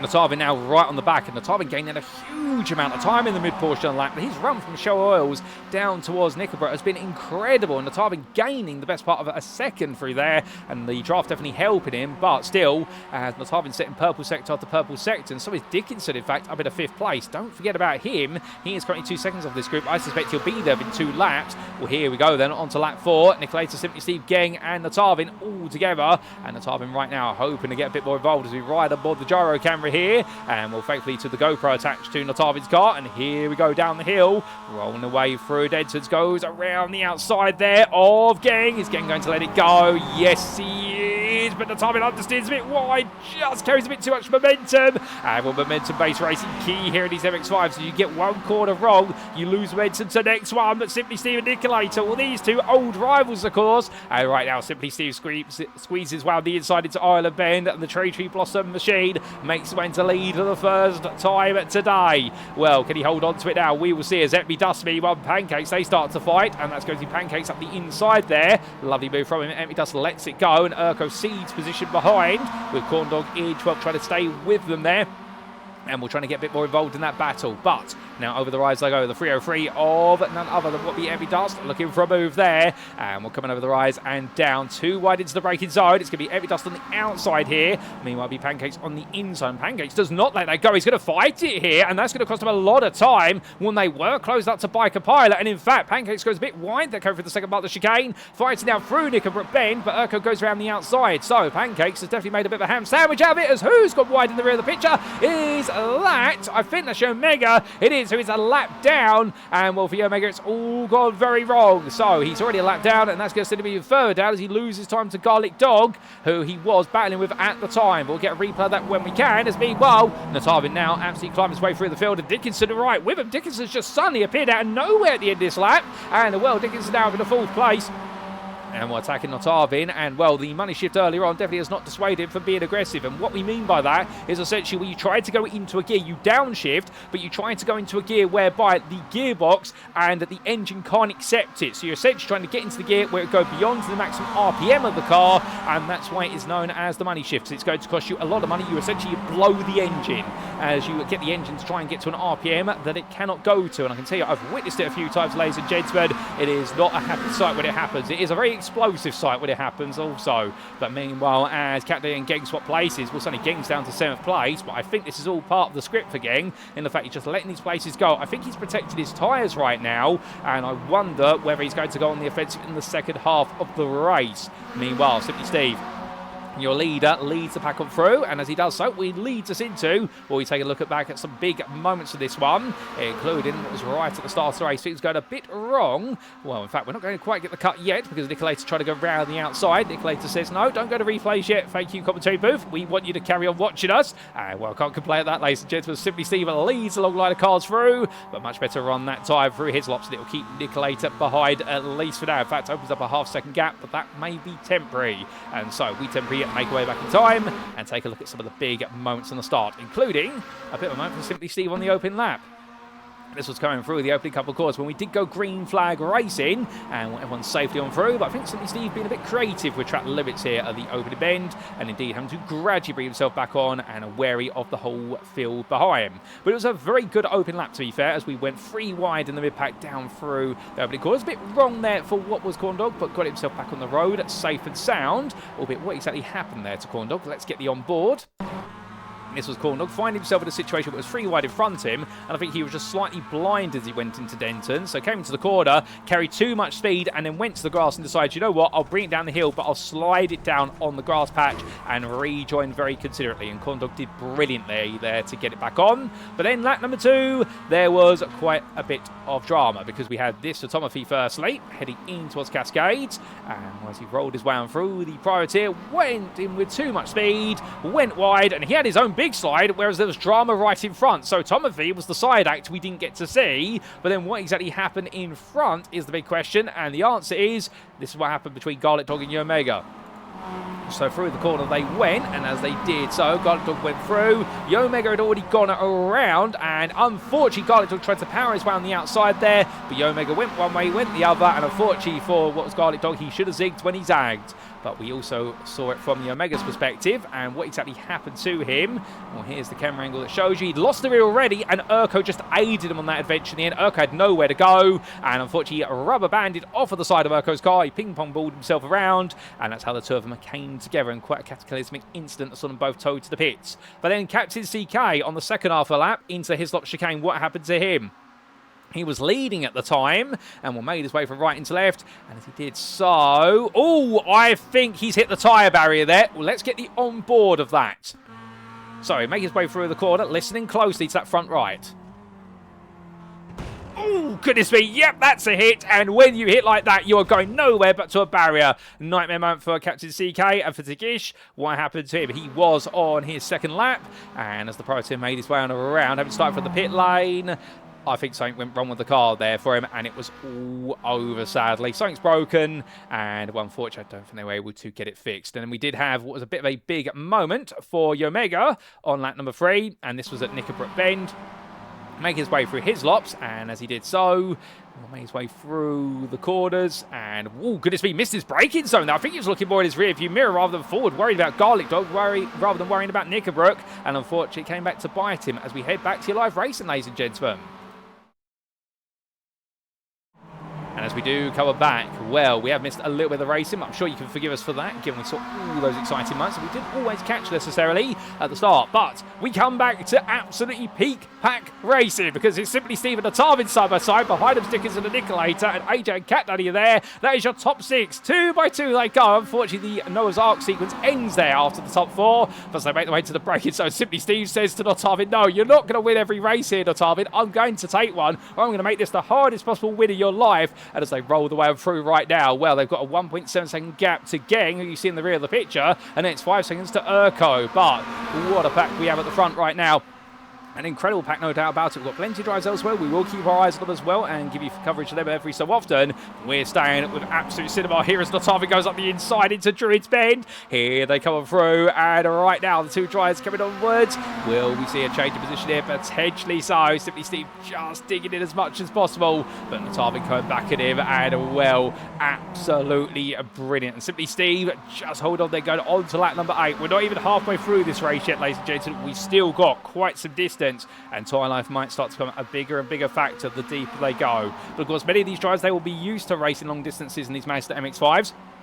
And for the uninitiated, the Mazda MX-5 is one of the first cars you receive on iRacing when you subscribe. It's part of the free content. It's part of the Rookie Racing Road Racing series, that is. Albeit those are sprint races. They are 15 minutes in length. And then once you pass your rookie license and you start to move up the ranks, you can enter what is known as the Advanced MX-5 series, where I do believe the races become 30 minutes in length instead. So double the time distance. And indeed, you then have to start thinking about protecting the car a little bit more on its tyres. Because the tyres are great for 15 to 20 minutes, but you can overheat them. And also you can overheat those front brakes. They're not carbon ceramics, those front brakes. I do believe they are aluminium steel racing brakes. And meanwhile, as AJ finds himself in the midst of it all, well, he won't be thinking about what material the brake's made out of. He won't be thinking about the tyres right now. He'll be thinking about just simply managing his racing as he heads onwards. And one in front of him, of course, is the scrap between Dickinson and Nicolator. As you see right at the front, that's not Tarvin on the inside of Simply Steve going in towards his lops. And, well, a unique perspective here as they roll the way through. Simply Steve still fighting too wide with the Tarvin. And meanwhile, Nicolator and Dickinson still too wide as they come through.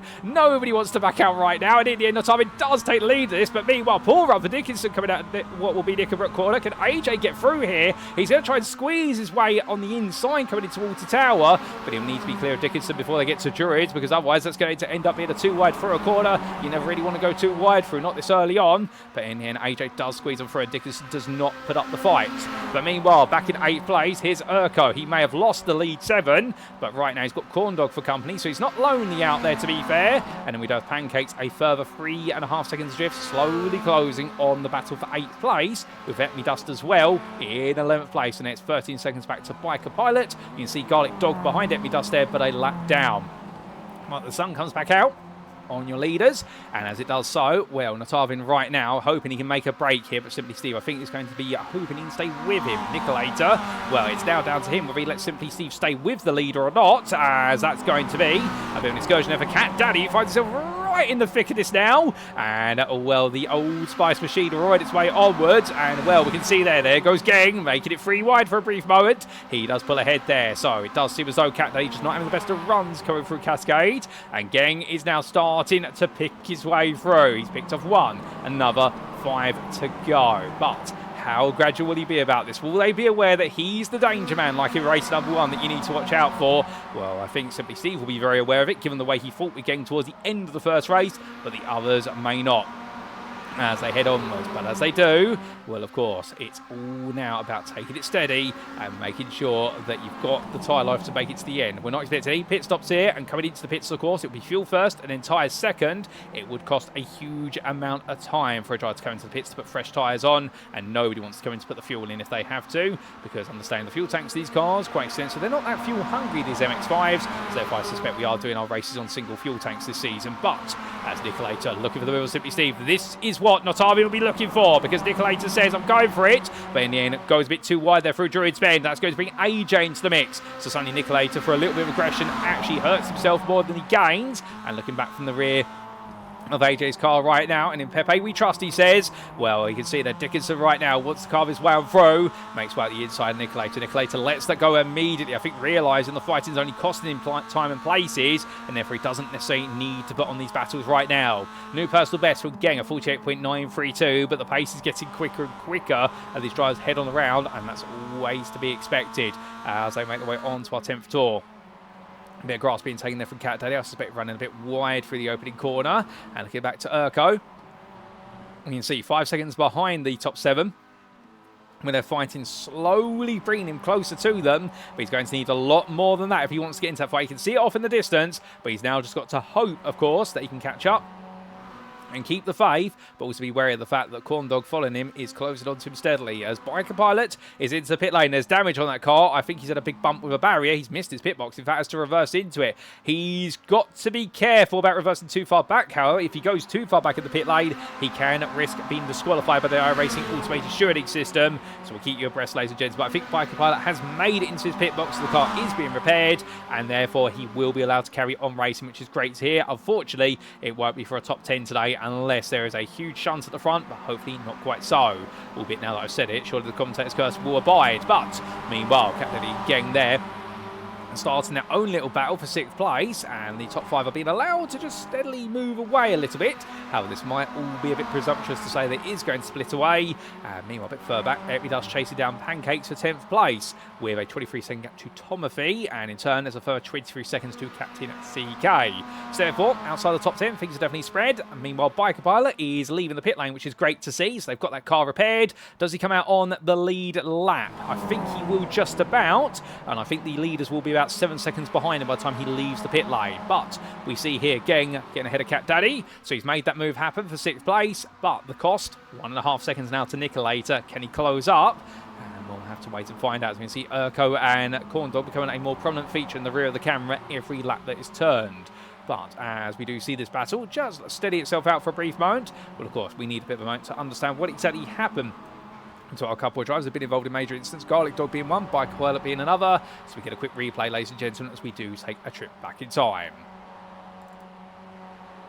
So here we go. First is what happened to Garlic Dog, and this at the time I do believe was heading in towards Druids. He was trying to chase down a few drivers, but carried a bit too much speed, and at that point you are really at the helm of the momentum of your car.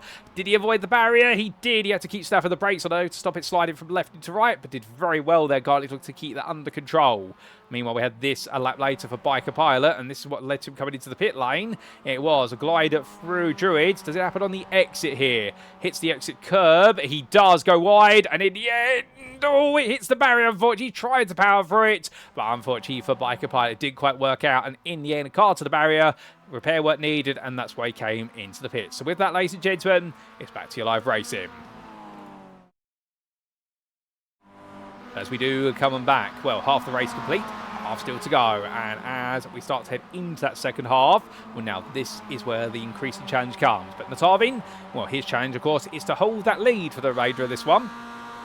As we look back for the rear of the leader's car, and the Canadian driver here definitely feared as though Simply Steve does not want to let him go. But AJ Dickinson, it's just their big lock-up, meanwhile, for our third place driver. AJ, that front right brake really sliding there. Well, that's going to put some excess tyre wear into the car, plus also it leads to an overheating of that tyre and the brake with it. So AJ's got to be careful of that as they make the round around. I don't think these cars do have ABS on them, so therefore it really is a manual modular braking. It is hard to lock up the brakes, to be fair. You can be lead-footed with your left foot for braking. Typically you will see in racing where both feet will be used, whereas normally on the road you only use your left foot for what will be the clutch if you've got a manual transmission car. Otherwise your left foot gets to be take it very easy if you drive an automatic. Of course, the staple of the United States of America, automatic cars rather than manuals, given the length of driving distances, whereas in the UK driving distances are shorter, so typically manuals have been the theme, although automatics now more common cars. But that aside, and a little bit trivia aside, here comes Dickinson looking around the outside, but a bit of a squirm under braking there from Simply Steve, that front left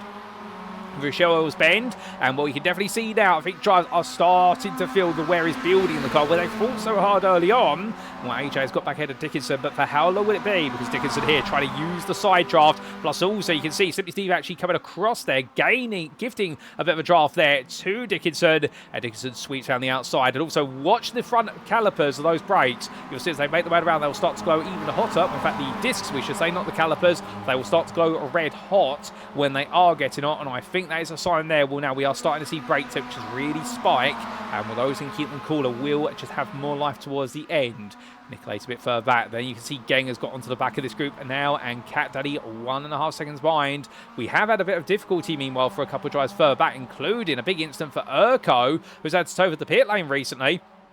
And also was looking to be an opportunity, I do believe, for Corn Dog to catch up. He's lost out, and suddenly Corn Dog is now 10 seconds behind the top 7. So it's all gone very much wrong outside the top 7, but everything's going very right within this at the moment. Cat Daddy does not want to be relegated out of it right now. That feels like he's at the end of in a tunnel, and the light's at the very distance. And right now that light is slowly moving away from him as we ride aboard with Cat Daddy here. Runs a bit wide through turn 1. He's pushing so hard to catch up.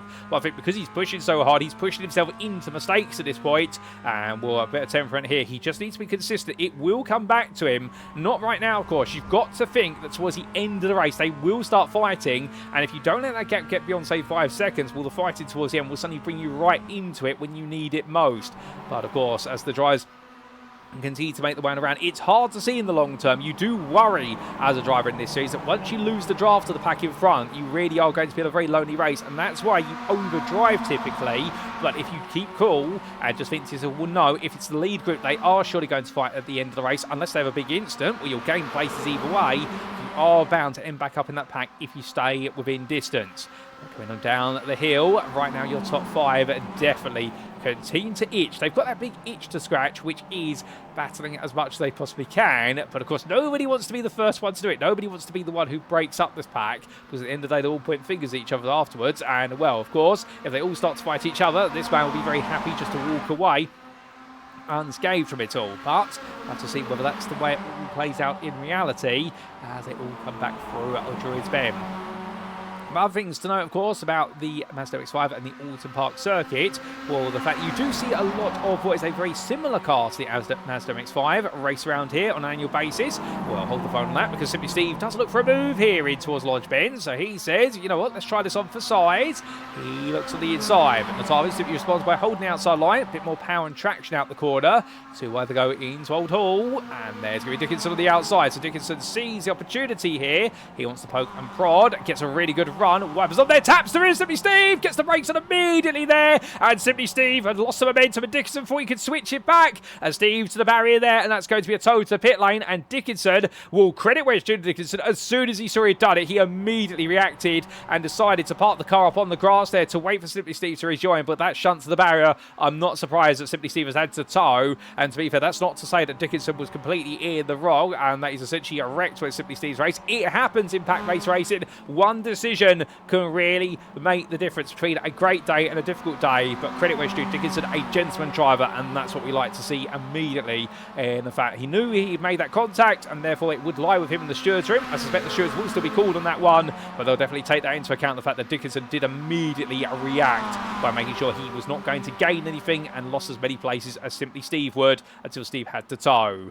But that means your leading top 6 is now becoming a leading top 4. But Sunday for Cat Daddy, you can see now he'll look at this and think, okay, that's 2 places I've gained, but what else can I gain between now and the very end? Well, that's a fault that he has to work with. Dickinson 8.5 seconds back. Meanwhile, we'll be very quickly trying to catch up to him. But remember, he's now got some front bumper damage. And in Corn Dog, well, he's found some friends by him, because Pancakes and Epmy Dust have closed back up to him. And Corn Dog's not had the happiest last few laps, to be fair. And it's definitely cost him a lot of time. But with that, as we see Pancakes and Epmy Dust following, we take a look back at some of those big moments from only moments ago. Not just the instant between Dickinson and Simply Steve, but also what happened to Urko, ladies and gentlemen. And here we go. Now, this was on lap number 12 for Urko in the Rothmans 33, and coming through Island Bend, looked okay. Now onto the brakes he went and pulled too hard to the left, and the car went to the gravel trap there. He put the left-hand side tyres on the grass, after which he went to rejoin, put some gravel back on the road for good measure, and well, after that, I think Urko just in the car that wasn't in a happy place, but made his way onwards here. That does not look healthy at all, and what happened a bit later on, well, this is in fact late on, literally as he was about to make his way over Hilltop, hit the bump there, hit the grass, and into the barrier it went, and the Rothmans car out of the hunt. And I think something was already damaged on the car, and it just all added up. But then we had this big moment, of course, for what was Simply Steve. And this was going into the lap 14. Simply Steve on the inside there. And you can see Dickinson looks to the switchback there, the optimum line, but unfortunately missed time to the throttle pedal, hit Simply Steve on the rear, and that's what sent him round. So sadly, that was it for Simply Steve's race. And one understanding Dickinson responding in kind by showing respect and parking up. But with that, ladies and gentlemen, we also did have a big moment for Corn Dog. And this happened at the same corner, just a little bit later. And this was with Pancakes and Epmy Dust there. So what happened for him? And it was a trip a bit too wide there. And that enabled Pancakes to carry just as much momentum. In fact, all 3 of them decided to go for rallycross lines there. But Pancakes proving he's the better Colin McRae of the group as we head back to your live racing. And as we do come back, well, clouds are definitely coming back over the circuit here, but no rain falling intriguingly at the moment, at least not what we're seeing on our cameras. They're normally very sensitive to picking up the rain, but we are seeing, however, that Natavin has broken away at the front of the field. He's got a 1.5 second gap to Nicolator, and I think Nicolator now increasingly having to defend versus AJ and Geng. So, suddenly, what could have been a 4-way battle for the win may now, in reality, be a 3-way battle for the remaining spots to the podium, although Geng's not going to mind that. Cat Daddy watched on behind, and he's probably noticing what's happening right now, probably saying to himself under his visor, why are you all letting Natavin go? Understandably, there'll be a bit of frustration in the fact that the biggest possible points available are suddenly walking off into the distance or driving off into the distance. But right now, we've definitely got a spectacle here for the podium, if not for the win, as Nicolator has a bit of a poor run through Cascades, doesn't get the power down. I think hesitant on the throttle there, and it would be the front right tyre that's starting to hurt a bit. And AJ here on the inside into Island Bend. And that inside line goes all in. Nicolator gives him the space. And well, here comes Geng going for the switchback to the outside, trying to capitalise. But Willie on the brakes there to be able to use the camber of the road. A little bit of a wobble under braking, but he does just about dial it in. And Geng now on the outside, but Nicolator will have the draft immediately. But you can see there, Geng goes. No, I see a space. I'm going to squeeze right into that. And Geng definitely knowing what Nicolator was hoping there. They'd be able to force Geng to stay on the outside line, and that AJ would give him the toe to come back and force a fight for third. But in the end, Geng saw what was being done and said, no, I'm not going to allow that to happen. Not in my day, not on my watch. And meanwhile, it does mean now that for Geng back in the third, Nicolator falls to fourth, and AJ in that second place. But further back, Dickinson. He's already recovered his way up to 6th place. He has recently found his way past Pancakes, Empty Dust and Corn Dog. That was, I do believe, whilst we were taking a look at the replay footage, he's cleared all 3 of them. Very quick to do so. And your number 1 driver, keeping Pancakes just at arm's length. But I think all 3 of the drivers behind will be grateful to be able to follow while the fastest drivers here today, the man who started from 15th place after blowing his engine in race number 1. And now, well, will they be able to stay with him and get onto the back of the battle for the top 5? The gap to Cat Daddy is 11.6 seconds. That's a lot of time Dickinson's got to close down. And well, if he's able to do it, he will be able to do it in the remaining 11 minutes. That's going to equate as our leaders go on to lap 17. I suspect now we do have effectively what will be a grand total of 6, potentially 7 laps remaining. It's going to be tight, but either way, well, we will see Dickinson definitely now get the hammer down. His latest lap, well, it's a 51.77, but that will be because of the overtakes he's had to make versus Cat Daddy's 49.46. But I suspect in the next few laps we will see him really turn it up a notch. Back to Captain CK. He's chasing after Tomothy for the 10th place, closing him down at a rate of 3 seconds a lap. But to be fair, he's having to work hard for it, and Tomothy's being consistent as well, just not as quick in terms of what is his lap times. So CK could yet make his way into the top 10, but how far can he go from there? I think the 41 seconds to Corn Dog may be a bridge too far. But with that, we come back to your lead, and the Tarbin now definitely almost 2 seconds clear of AJ. And once he gets beyond 2 seconds, the draft really does disappear away. It gains massively when you get within a second, but up to 2 seconds you will for a very distant amount, and it does mean you normally gain about 1 to 2 tenths based on the length of the straight up to 2 seconds of the draft distance. But right now AJ keeping Geng behind. He's really having to force himself to dig in here.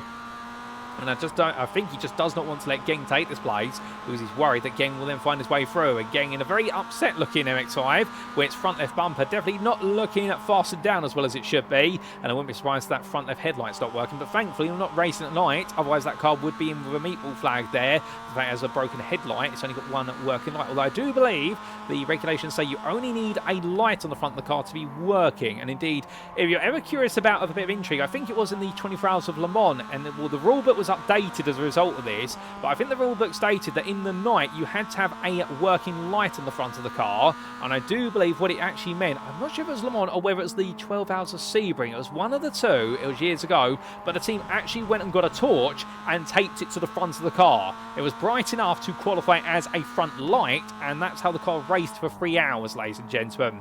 And well, there's definitely some intriguing interpretations of the rule book, but then again, if you can bend the rules and not break them, then it's legal. As soon as you break the rules, that's when it becomes illegal. But thankfully all the cars that are racing here right now fully legal and compliant as our drivers continue to push on. But as we do see AJ Geng and Nicolator together, well, Natarbin in fact not breaking away, and the gap to Natarbin actually coming down a little bit. So here's AJ here, perhaps the one who's going to unlock things. Well, not if Geng gets alongside him now. Side draft starts to play out here as Geng builds up the speed. Here he goes as he makes his way onwards. Will he be able to make this move happen? Side by side they go over the crest, and as they roar the way down, and Nicolator there with them, 2 wide into the braking zone, and Geng in the end backs off there. But you can see Geng's played this game enough. He knows the rules of the road, which is we're not here to battle for second until that final lap. Right now, we are chasing first, and we need to work together. So I think he realises as well that AJ's on very similar pace to him, and therefore he needs to work with us. Meanwhile, further down the order, the Dunder Muffin machine of Captain CK goes around the outside of Tomothy, and that's going to be 10th place down to Captain CK's grasp. Lovely move there. Classic move around the outside of Cascades. And, well, how far can Captain CK break away now? Pancakes still fighting here with Etmi Dust. So the two make the way on through what will be at the left into right. And, well, will there be a change coming towards Druids Bend? There will, and it'll be Etmi Dust who sweeps around the outside. Pancakes not having a response. So Etmi Dust up into 7th. But can he stay with Dickinson, who's 2 seconds up the road? Can he potentially get close to the 6th place man? And given Dickinson's pace, it's only 4 tenths lap quicker, as we see Dickinson on camera versus Cat Daddy. I think right now Dickinson is going to have to settle for 6th. Unless there's an error in front from one of the drivers, I can't foresee him catching Cat Daddy. That's too much of a gap to close down in this remaining distance. But then again, I've always been pleasantly surprised in the past, and I wouldn't rule it out. As we will come back to Nicolator as he follows after Geng and AJ. Right on board here with a man who's 4th overall, but in this pack he's the 3rd driver. As he comes on through, Island Bend this time, well, he's playing patience. He's definitely played the game of wait, watch and listen. But for how much longer will he do it in the number 5 before he starts to roll up his sleeves and wants to go on the attack once again? Has he got the tyre life to do it, to be fair? We have seen a few of these drivers have some difficulty under braking, some big lockups as well in more recent laps, but everyone seems to be getting it absolutely right at the moment at least. So that will always be on the mind in terms of what is the state of the car in front versus my own. See getting there, looking to the inside, but that's more to give him perspective and know when he needs to brake rather than attack this time. And AJ just being allowed to maintain that racing line.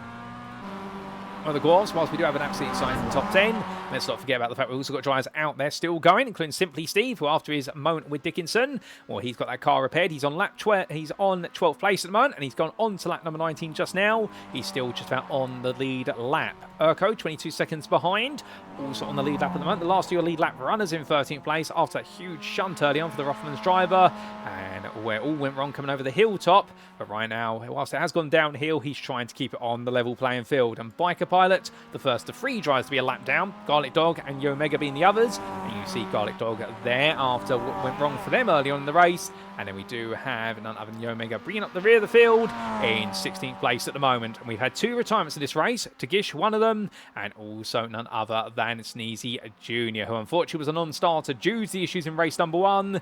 And the damage picked up to the car. He's not made it out in the second race of the day. But still, time awaits us. 5 minutes to go, and the Tarvin right now 5 minutes away from having the perfect start to the season. Didn't take pole position, but has definitely taken the sprint race win and is looking to try and make it back-to-back wins. And indeed, it will be perfection all the way, albeit surely this season we're going to see his run of wins come to a halt at some point. If it is going to go on all the way through this season as well, that is making Just 2 Idiots Championship history, and I think the Tarvin will go down in the Hall of Fame as arguably one of the best drivers of the championship of all time. However, that is a long way to go. We've got 6 rounds, we've got 12 races, and we are on our second one of the season so far. So therefore, let's not get ahead of ourselves here and start to proclaim such titles. And meanwhile, AJ and Geng and Nicolator together still, but their fight now is 30 for second. I think Geng's seen that Harvey's got away, and here comes Geng up the inside. So he unleashes the battle, and as he roars his way through, takes that second place, at least for the moment, but goes a bit wide there as he swaps it around, takes the left-hand side ties to the grass, and Geng, as soon as he builds up enthusiasm and a bit of momentum, well, he throws himself off the circuit, unfortunately, and now he's got to try and get himself back together. The gap woke back up to 1.7 seconds, and suddenly Cat Daddy will look at this and think, okay, is it my time to go chase it after 4th place? Almost, not quite. He's still 2.1 seconds behind. He needs to get that gap down to sub 2 seconds if he wants to start to pick up a bit of a draft. And remember, Geng will have the tire for Nicolator's car just a little bit, as AJ now holds on to 2nd place. Again, with Nicolator there, but will Nicolator suddenly go right? Gloves off, here we go. Or will he just play it a little bit more patiently and think, you know what? Wait until we know we're on the final lap. I don't need to fight right now, because otherwise we're just bringing Geng back into the equation sooner rather than later. Well, we will see. As meanwhile, Emmy-Dust has found his way past Dickinson. Well, that's a surprise. We did not expect Emmy-Dust to catch up to it so quickly. And in fact, as they make their way onwards, Emmy-Dust into the pit lane. Well, this is a complete turn of events. I'm not quite sure what's happened there to Emmy-Dust, but meanwhile, Nicolator and AJ have swapped places for second.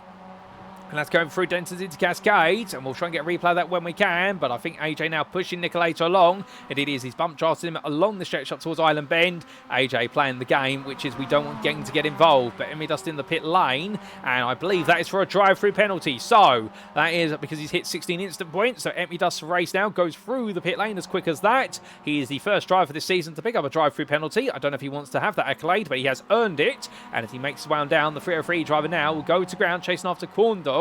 As meanwhile, Pancakes has cleared Dickinson. And I wonder what's happened to Dickinson, because he's suddenly lost a lot of pace. Nicolator, meanwhile, keeping AJ behind him, at least for the moment. But I think AJ's just trying to help him along. We do get a quick replay, ladies and gentlemen, of what exactly hold up. In fact, well, I think we just briefly had Geng disappear and reappear from the ether. I think just a bit of a discontinuity in his internet connection. I was going to say, has Cat Lady just found a move? If so, what's happened? Well, not quite, as Nicolator and AJ carry on. But what we were about to do was go get some replays of some moments, but not before we do see Emmy-Dust and Corndog swapping places. So Emmy-Dust find his way back ahead after his drive-through penalty into 8th place. I think Corndog there, not having the best of runs through Shell Oils. I think he may have picked up a slowdown actually for track limits. So things are going a bit backwards there. But what exactly happened between, what was it, Pancakes and none other than Dickinson? Well, here's a replay to explain. So this was the run coming out of Cascades, and in the end, Dickinson going a bit too wide there and putting aside. Now, had he picked up a slowdown potential? I'm not sure, but I think also Dickinson, with the damage he picked up with that contact with Simply Steve earlier on, that right now he isn't a wounded kind. It's losing a lot of pace. But either way, Dickinson not looking happy with the state of the car. And then we did have what was none other than this move by Nicolator on AJ for second place, and this was coming down in towards Cascades. They made the way down the hill. And as they did so, was Nicolator on the inside, AJ on the outside.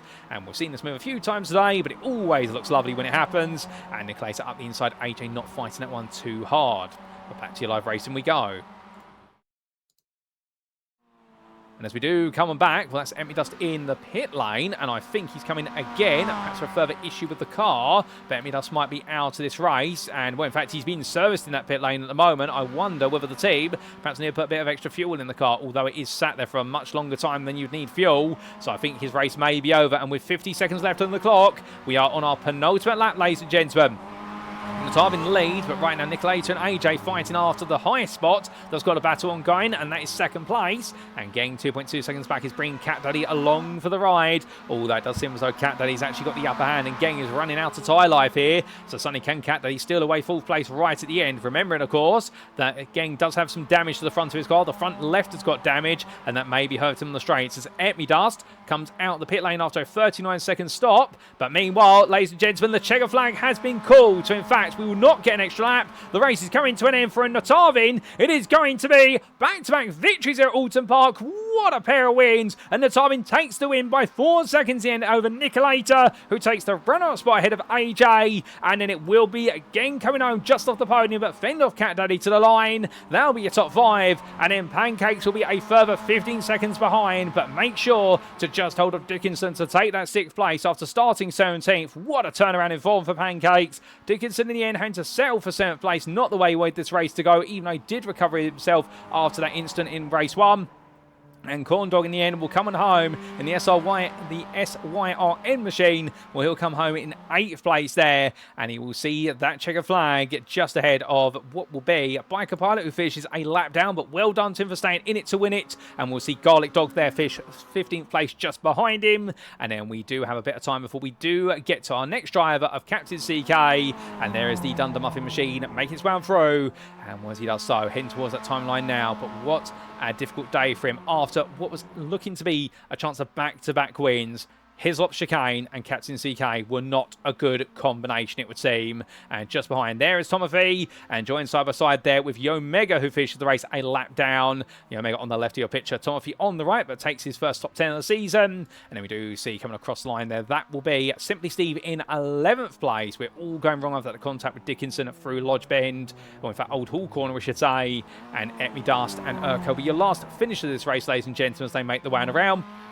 And the 303 driver comes towards the line here, but after that visit to the pits for some damage to the car, we believe, or an issue with the car, he will have to settle for 12th place, and a frustrating end today as he takes it out on the pit wall barrier. And it will be Urko there finishing in 13th place, the last of your lead lap finishers.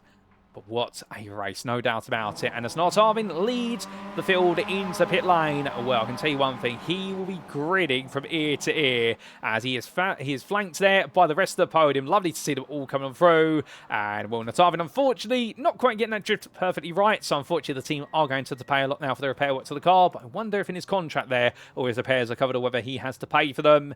And Nicolator and AJ completing that podium and enjoyed themselves, no doubt about it. But we look to the scenic view, ladies and gentlemen. And let's take a look at those race results subject to any Stewards inquiries, and here they are. And in the end, our 2 races at Oulton Park open up Season 13, the MX-5 season of the Just 2 Idiots Championship Series on iRacing. They did not disappoint, and our feature proved to be absolutely fantastic. When Tarvin making it 2 wins out of 2, the perfect start to his season, our defending Season 12 champion with his perfect record there. Well, his perfect record does continue so far, and the Canadian 4 seconds ahead of the scrap for second between Nicolator and AJ, with Nicolator getting the upper hand right at the finish. It was 2 tenths between them, and then a further 2.4 seconds back to Geng, who managed to hold off by only a tenth. Cat Daddy, who ran off the top 5.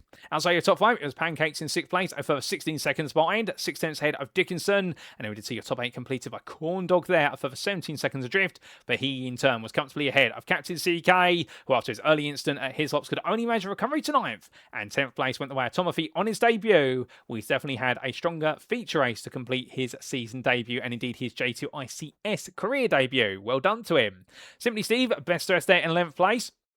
Head of Etmidust with Urko, the last year leader that finishes in 13th place. And then we did see a lap down finish for Biker Pilot, Garlic Dog, and Yomega, with the trio gradually getting closer together towards the end of the race, but none of them able to fight each other, sadly. And then we did see what was Tagish retiring from the race quite early on, and we saw a non-start for Sneezy Jr. after the damage picked up in the sprint race. Unfortunately, the team could not get the car repaired, and the 29 had to sit in the pits.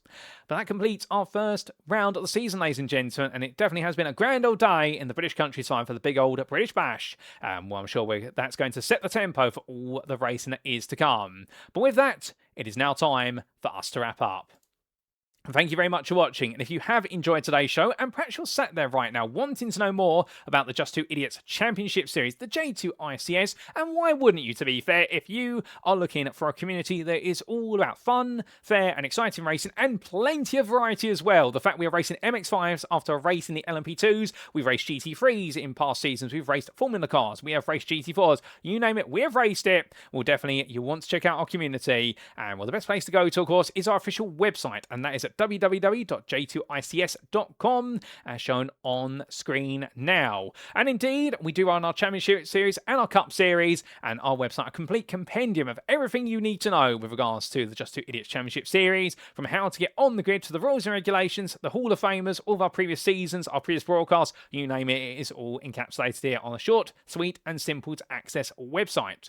But of course, if you're a bit more of a social person, and perhaps you want to go to the beating hearts of the community, well, the best thing to do is join our official Discord, invite link available on screen, and indeed you can get in touch with all the staff, the admin members, and also the other drivers, and get yourself onto the grid as soon as humanly possible, and we'd love to see you a part of it. But with that, ladies and gentlemen, of course, we now turn our attentions to next time.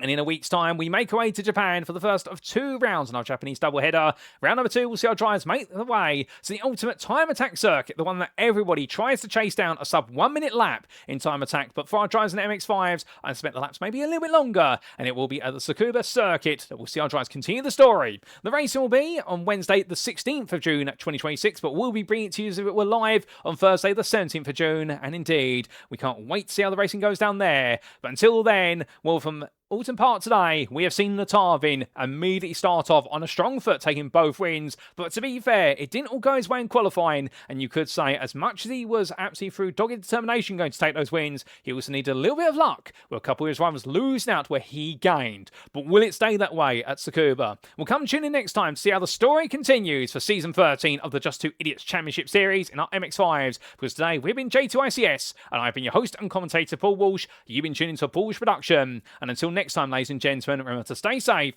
stay well, stay smiling, and most importantly, remember to stay on track. Good night.